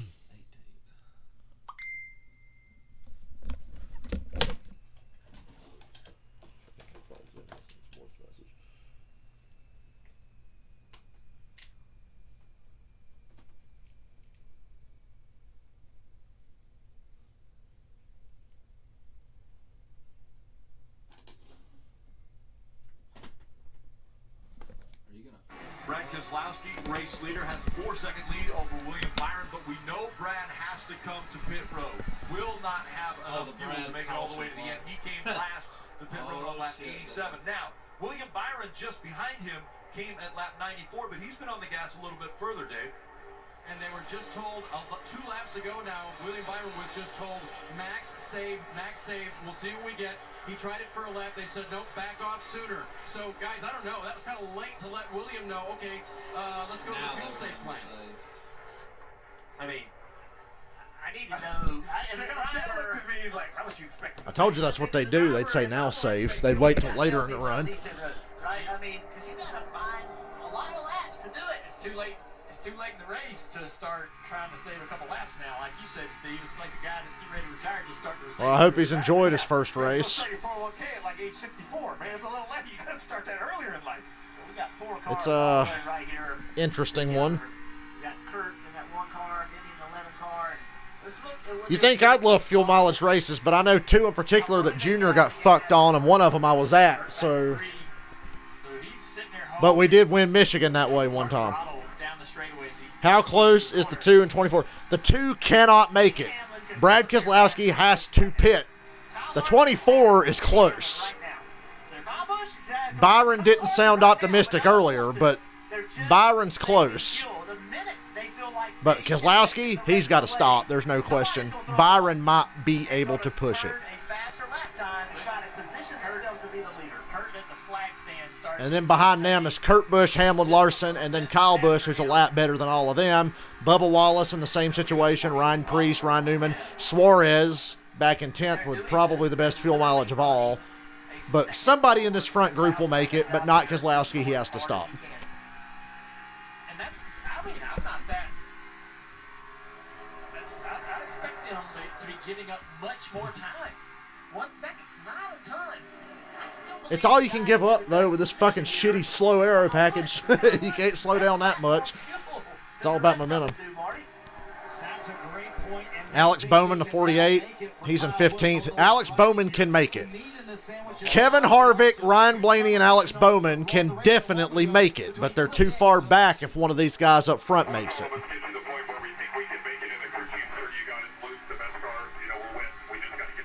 This almost looks like a plate race, don't it? It looks like a super speedway race. You've got Kurt Busch, Hamlin, Larson, and Kyle Busch running in a line together, and Bubba as well. They're all running a draft together, and they're all trying to save. But Hamlin's trying to get around Kurt Busch, but dirty air. But you've got this line of 4 cars here trying to save. You know, he's breaking the air for the pack. The other 3 are kind of following along. Kyle Busch is a lot better on gas than the cars in front of him, but I like Larson running the middle there between these guys. This is the race I always think of, 2015. Everybody and their grandmother runs out of gas. Matt Kenseth wins. Junior, I think, ends up 4th out of it. Because Junior had a crappy day. And when we're watching the ticker at the end of the race and we see Junior pop up in 4th, me and Anthony both went, yeah! We jumped out of our chair because we had such a shitty day that day. But we got to continue to look deeper in the field. Kurt Busch, Denny Hamlin, Larson, and Kyle, that's great. But if these 4 cat and mouse their way out of gas, could it be Bubba Wallace? Bubba's riding behind all these guys, and I know he's not driving nearly as hard. Look how much time Bubba's given up to the 4 of them. Bubba was right there with them a few laps ago. Oh, I swear to God, if Bubba somehow won this race, I swear I would fall out of my chair. And Ryan Newman's there, too. Oh, God, I wish these guys would all run out of gas and Bubba would win this race. I would fucking have a stroke. We know Keselowski has to come to pit road. He definitely does. Oh, my Lord. Everyone else is on fuel. I want that so bad. You don't understand how bad I want that. Right now, all these guys are like, man, why run yesterday's race? I had enough of that distance. The other thing we can look at is Harvick. He is in 10th place running 54.20s. He is maybe about 9 seconds or 8 seconds behind Kurt Busch. Kurt's running almost a second. Kyle Busch making a pass on Kyle Larson. They just told Kyle Busch to cut it loose. Hamlin's trying to make a pass on Kurt. Busch just passed Larson. Byron's well ahead of these guys, but they told Byron to run hard early in the run, so he's probably burned way more gas than these guys. We're just getting ahead of them to play the game and cover them ahead of time. Like leapfrog, Jeff, right? He has a lot more fuel. He should be able to go a lap sooner, assuming they all save the same. I think, though, that Harvick and Blaney, those guys are going to get good. close to catching these guys. They don't change their pace. Just in case Hamlin runs out, he wins, and a Gibbs car still wins. If the 18 believes that they can go from here, they're going to pick their pace up. Kurt Busch left the top open. Hamlin's got to run off a 3. This is for position. He said, all right, let's go. We can make it from here. We got to beat the 18. 9 to go, and Hamlin's in front of Kurt Busch. Byron is 7 seconds ahead of these guys in second. Yeah. I guarantee Byron started backing off now. To just go fast enough to stay in front of the 1 or the 18 if he tries to get by him. Yeah, start racing each other. Go hard so Bubba wins. Oh, I'd die. Larson just backed way down. Well, Larson had to save the most. Based on what we heard from the crew chiefs after the last pit stop, Larson's got to save the most. So. A half a second quicker than he had before. Brad pitted, so Byron's going to take the lead with 8 to go. Splash of fuel for Brad. Let's listen into the 24 radio. Great. We are saving enough fuel to win this race. Max save. All we're doing is watching the guy out back. They've told Byron just to go full-on save mode, and you can tell his lead has shrunk quite a bit. And I'm guessing Hamlin is charging at this point.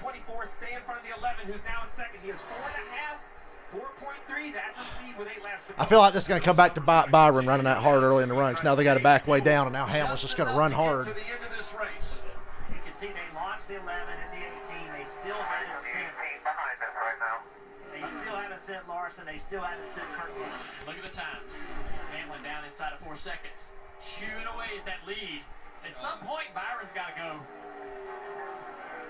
When Hamlin gets to within a second and a half, I'm putting the fucking throttle down. I know Byron's faster than Hamlin. I know he is, but it depends on if he saved enough gas. I know Byron's got a better car than Hamlin, but I don't know if he's got better fuel mileage. So they see that lead getting chewed up, and they're like, pick it up a little bit, William. We gotta go something now. I think you can get down to about a second and a half before you have to go. Guys, man, timed this perfectly to be able to go push that 24. He was just told to pick it up just a little bit. They saw that gap shrinking. Tabboy the spotter keeping him apprised. Said pick it up just a little bit. Nothing crazy, but pick it up.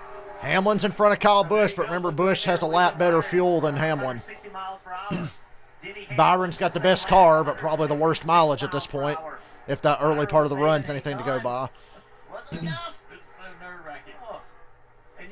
Dale Jr. said he hated fuel mileage races more than anything, by the way. He said he hated saving gas. And he said then it gets to the point where now every caution you got to save gas because they're thinking we want less time on pit road to fill it up. So even when you don't need to save, if a caution comes out, save. And Jr. said cautions used to be able to relax. But after modern NASCAR strategies came in, it's like now you got to save under every caution. You can't relax. It's a pain in the ass, saving gas. Yeah, Michael, this is crazy. Pretty stressful. So with every one of the top 6 run out, it could be Brad Keselowski's race. And that was a great stop. They came in, splash of fuel, back out onto the race. Brad, yeah, Brad's actually the first car that can make it now. He got in front of Harvick with gas only. But there's no way all 5 of them or all 6 of them are going to run out. Somebody in that top 6 will make it. I hope it's just Bubba. I really do. I think Kyle just has a better race car. This is a different kind of drama from yesterday. Hopefully nobody blows a tire. Another good thing here, like they said, Kyle obviously being able to hold that 2-second lead now. We've seen that kind of pace out of him yesterday. You only have to win this race by a little bit. So William Byron all 3 of them run out. Give up 2 seconds over the next 5 laps, saving fuel, and still win this race. So here it is. The racing gods giveth and the racing gods taketh away. You said, is he the most unlucky or the luckiest? Yeah, if Larson was to somehow win this because the 3 cars in front of him run out after losing the way he did yesterday, that just sums up his career. It's like Kyle Larson's entire career in one weekend. William Byron picked it up a little bit. Doesn't even have to pick it up that much. Can still back up just a little bit. Again, 1 car leads enough to win the race. They were running 50. We're getting to that window where guys were thinking they might run out. We're hitting 4 to go. I'd say within 3, you're worried about running out. At least a second a lap. What about William Byron? I mean, go all the way back to end of stage 1. That pass of Truex is what changed his entire day. Kept him in this situation. Can he get fortunate enough? I don't want to call it lucky, but can he be fortunate enough that few feet of racetrack falls his way again? Get out of here, Brad. A guy named Brad Keselowski's in my chat. Back there waiting on his You can't let Bubba be in front of you. The boomers are never going to forgive you for this, Brad. Smart. These other guys may have went too early. Sometimes, pulling the reins back is the move of the race. 1.5 seconds. You pull away. Maintain your save. You're fine. I love the conviction of that. They're telling Byron he's fine, and they sounded confident, but why do I... He said low fuel pressure. Well, Called him pit road. He didn't get there. No. Already by the pit entrance. Byron. I'm not pitting now. Are we playing poker here and maybe calling something on the radio? I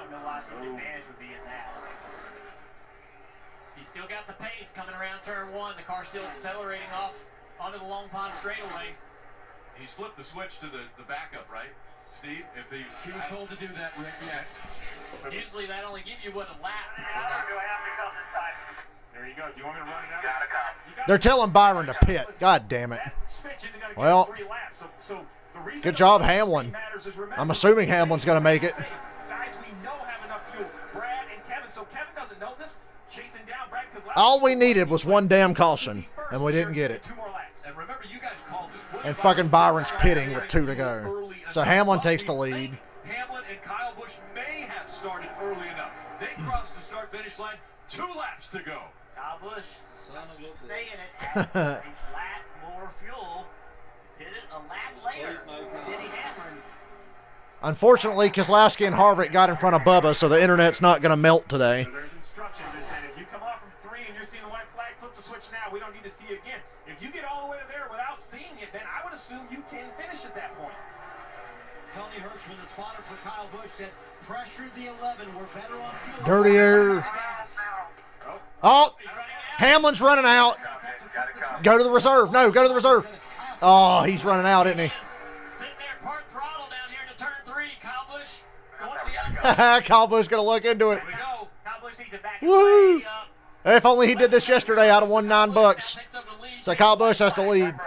They told Kyle earlier he was 1 short. Does he have 2.5 miles of fuel? Jeff, you mentioned Now Kyle can just flip the reserve and probably make it. We will see if he can finish this lap. This lap can be really slow. 7.5 seconds in front right now of Kyle. Remember 2015. If he gets to turn 2, he's got it. Larson, slow. Look at Chastain up there. Chastain just ran out of gas. He's way back. Kurt Busch pitting. That 1 lap is all Kyle Busch needed. Now he's 8 seconds. Oh yeah, Kyle Busch has this. And still under power. Kyle Busch, what a It went green. He never had to fucking come to pit road again. Can he make it all the way?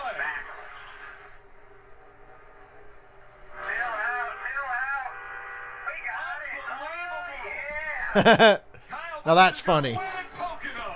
Well, I called it. That 1 lap. I'll be curious if he has enough to come around and do a burnout.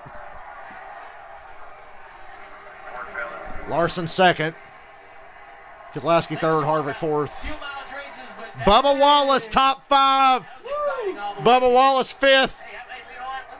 What a points day for Bubba. He got stage points in a top 5 finish. There was another guy inside of his car at the pit stop. Ryan Preece got a top 10. Kyle Busch is able to win this race in Pocono. Are you going to sing for us, Kyle?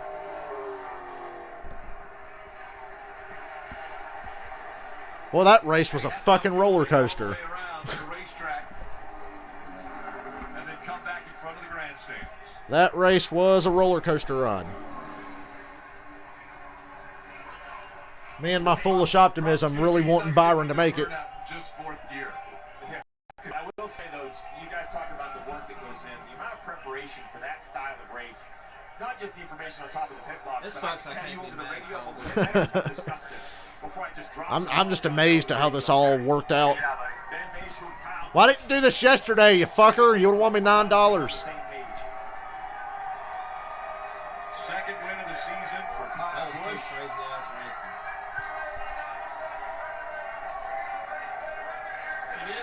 I never thought going to a road course would feel like a return to normalcy next week. Top off the fuel and get that extra lap. And without that, they're pitting with everyone else, and they're in the same boat as all these other guys are. His problem won him the race because they just kept coming to pit road and topping off and topping off. And this will be a performance deserving of a bow. Kyle Busch saved another That sure was something. to outduel Denny Hamlin at the end of the race.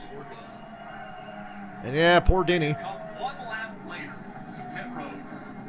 Kyle Larson's going to be the points leader now. The car stuck in 4th gear.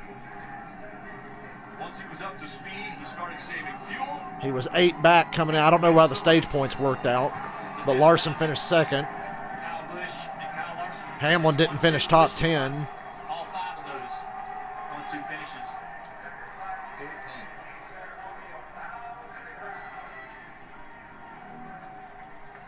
I liked the 4 tires on Byron. I didn't like running hard that early in the run. That's what killed him. Kyle Busch winning at Pocono. Have you ever had a more bizarre win in your life? I mean, it was stuck in fourth gear for 100-some laps, Kyle. Yeah, stuck in fourth gear. Right out of gas. Just saving, just riding, just playing the strategy the best we could with what was given to us, and just can't say enough about everybody on my team and everybody at Joe Gibbs Racing, Toyota, TRD, and all the work that they're putting into everything. Sometimes these races aren't always won by the fastest car, but I still felt like we had the fastest car, even though we were in the back and behind and having to come through and persevere through, being stuck in fourth gear, no clutch, all that stuff. It's all burned out, so nothing left in this M&M's Minis Camry. It was awesome today, so thanks to Rowdy Energy, Interstate Batteries, Stanley, Ream, everybody that works on this car, and a lot of our M&M's friends are here today, so it's really cool to have them being here and being back at the track. And thanks to Rowdy Nation and all the Kyle Busch fans up there for supporting and pulling for us. This is really Bubba got a top 5. Pull off another win here at Pocono, and feels good. At one point, you were like, "Hey, should we just pack it up and head home today?" But at what point did that switch for you? And you go, "Wait, we have a shot to really pull this off." I don't know. You don't know. It's just the biggest thing was trying to time the restart right. And leave pit road and then come back around and be at full speed by the time the field takes the start-finish line here. And we were a little bit off on that. I think we were from here to pit road off on that. But, it was about all we could do. That was all you can think about doing in that situation, and just trying to think through every opportunity and every obstacle that's on you. And, that's just what we did. So, again, great job to my team. Thanks to Ben Beshore. Thanks to Matt. Is it Beshore or Bayshore? Everybody says it different. Important one here today. And so it's really cool to take home another ticket. This would be a race win diecast worth getting, Karen. That's for damn sure. And Stuart Haas finishes their usual 21st and 24th back there with Custer and Briscoe. Remember, he was singing in the car earlier, "Fly like an eagle." Well, you know what? The trophy is an eagle here at Pocono. You guys talked about his upbeat attitude. Honestly, seen that a lot out of Kyle Busch. When things go down, he's very competitive. He gets a little fired up, but that upbeat attitude all weekend long. And here he is in victory lane. What a day! What a weekend here at Pocono. The fans have seen some incredible things happen here. Yesterday it was Larson that looked like he was going to run away with it. Cut a tire. Didn't make it to the finish line. Alex Bowman won yesterday. And today, it was fuel mileage. A broken linkage. Kyle Busch perseveres. Wins again at Pocono. Kyle Busch, your winner today. Well, at least Pocono race weekend did not suck. I guess I'm going to hang around. They're going to interview Bubba. He finished top 5. His average finish this weekend was 9. Who's Bubba's? Wow. 5th and 14th. So Bubba had a pretty good weekend. That top 5 is a big deal. Priest in the top 10. Byron with the most disappointing 12th place finish of all time. He probably should have won the race. If they just get one caution, he definitely wins. I love to see a caution. Yeah, I kept hoping. But we very rarely get what we want. Boy, that race flew by. Wow, a race started at 3:30 and it's over before 7. I'm shocked. Let's see how everybody... Hold on. Yeah, we do this every week. I stream these every week.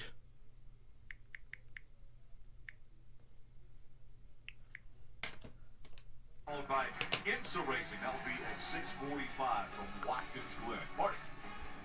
Rick, we're still hanging out with Kyle Busch. Why? Well, it's stuck in 4th. There's no clutch in it. He can't get the car to move to go to victory lane. Can you give me a push truck? So I think here it comes, Kyle. Here comes the push truck.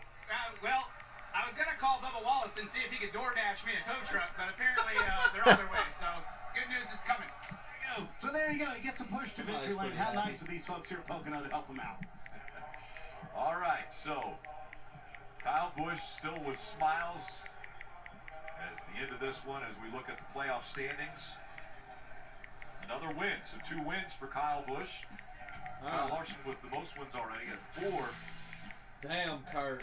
To 11 different drivers that have won to lock themselves into the playoffs. Damn, Kurt Busch is only 3 points ahead of Chris Buescher at the cut line. Look at that, though. Only 3 above the cut line. Look at Bubba peeking in. Oh, I think we still have road courses and some unpredictability through the summer. But today it's about Kyle Busch and that playoff point bucket up to 13 playoff points, sits in 4th. Damn, Newman finished 2 spots ahead of Custer. Hanging around the top of this leaderboard.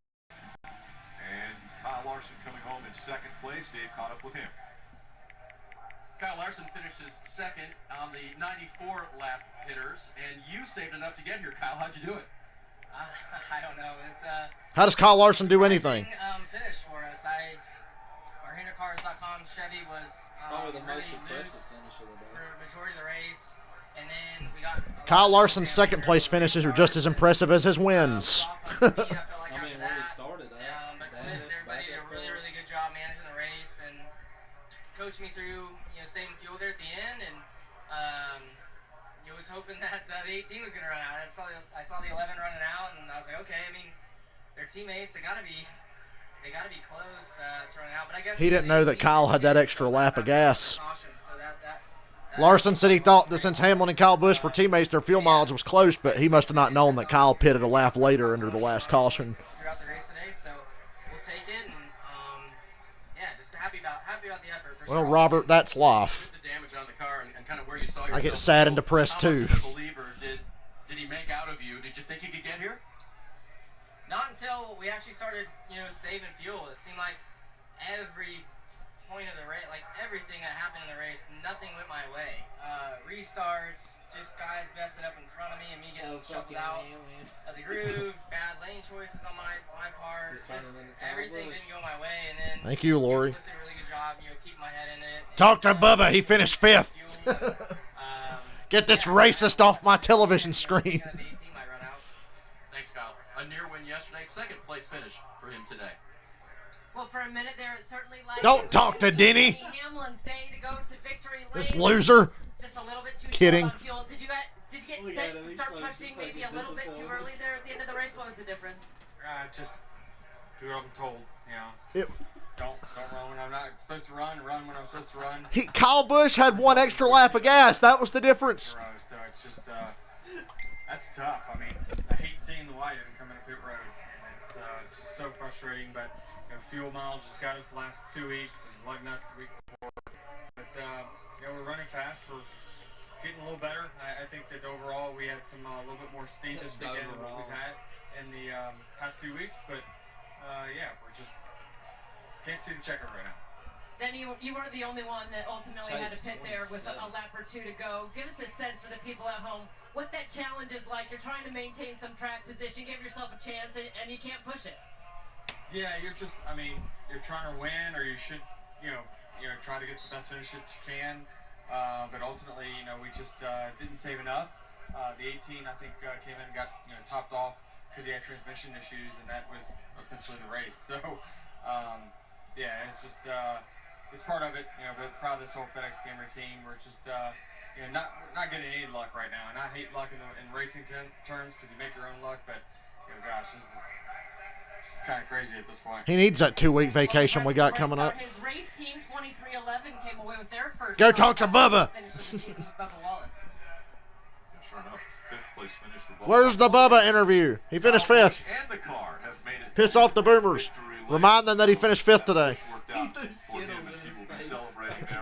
Kyle Busch just bukkakied himself with Skittles Yesterday, Kyle Larson was the fastest. and M&Ms. Like he was going to win the race. Now, Kyle Busch said, I think I had the fastest car, but I wasn't going the fastest on the race. Nah, William Byron had the fastest car. Kyle Busch was right there with him, though. They were pretty even. Lose these races, and once again proved why I love this racetrack, and that is you have to be fast, you have to execute, you have to have a little bit of luck.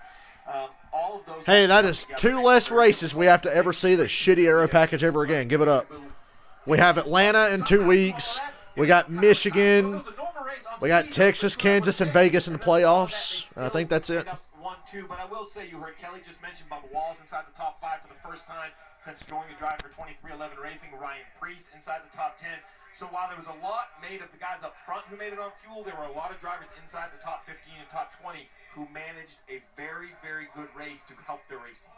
6-race win streak snapped by Joe Gibbs Racing and the 18. A lot of Chevys still in the top 10, had man. that win streak going. Oh, All right, forgot. drivers, what do you think? We saw a pretty entertaining weekend of racing here at Pocono. Yeah, the atmosphere here at Pocono was amazing. A lot of fans, a lot of great racing as well.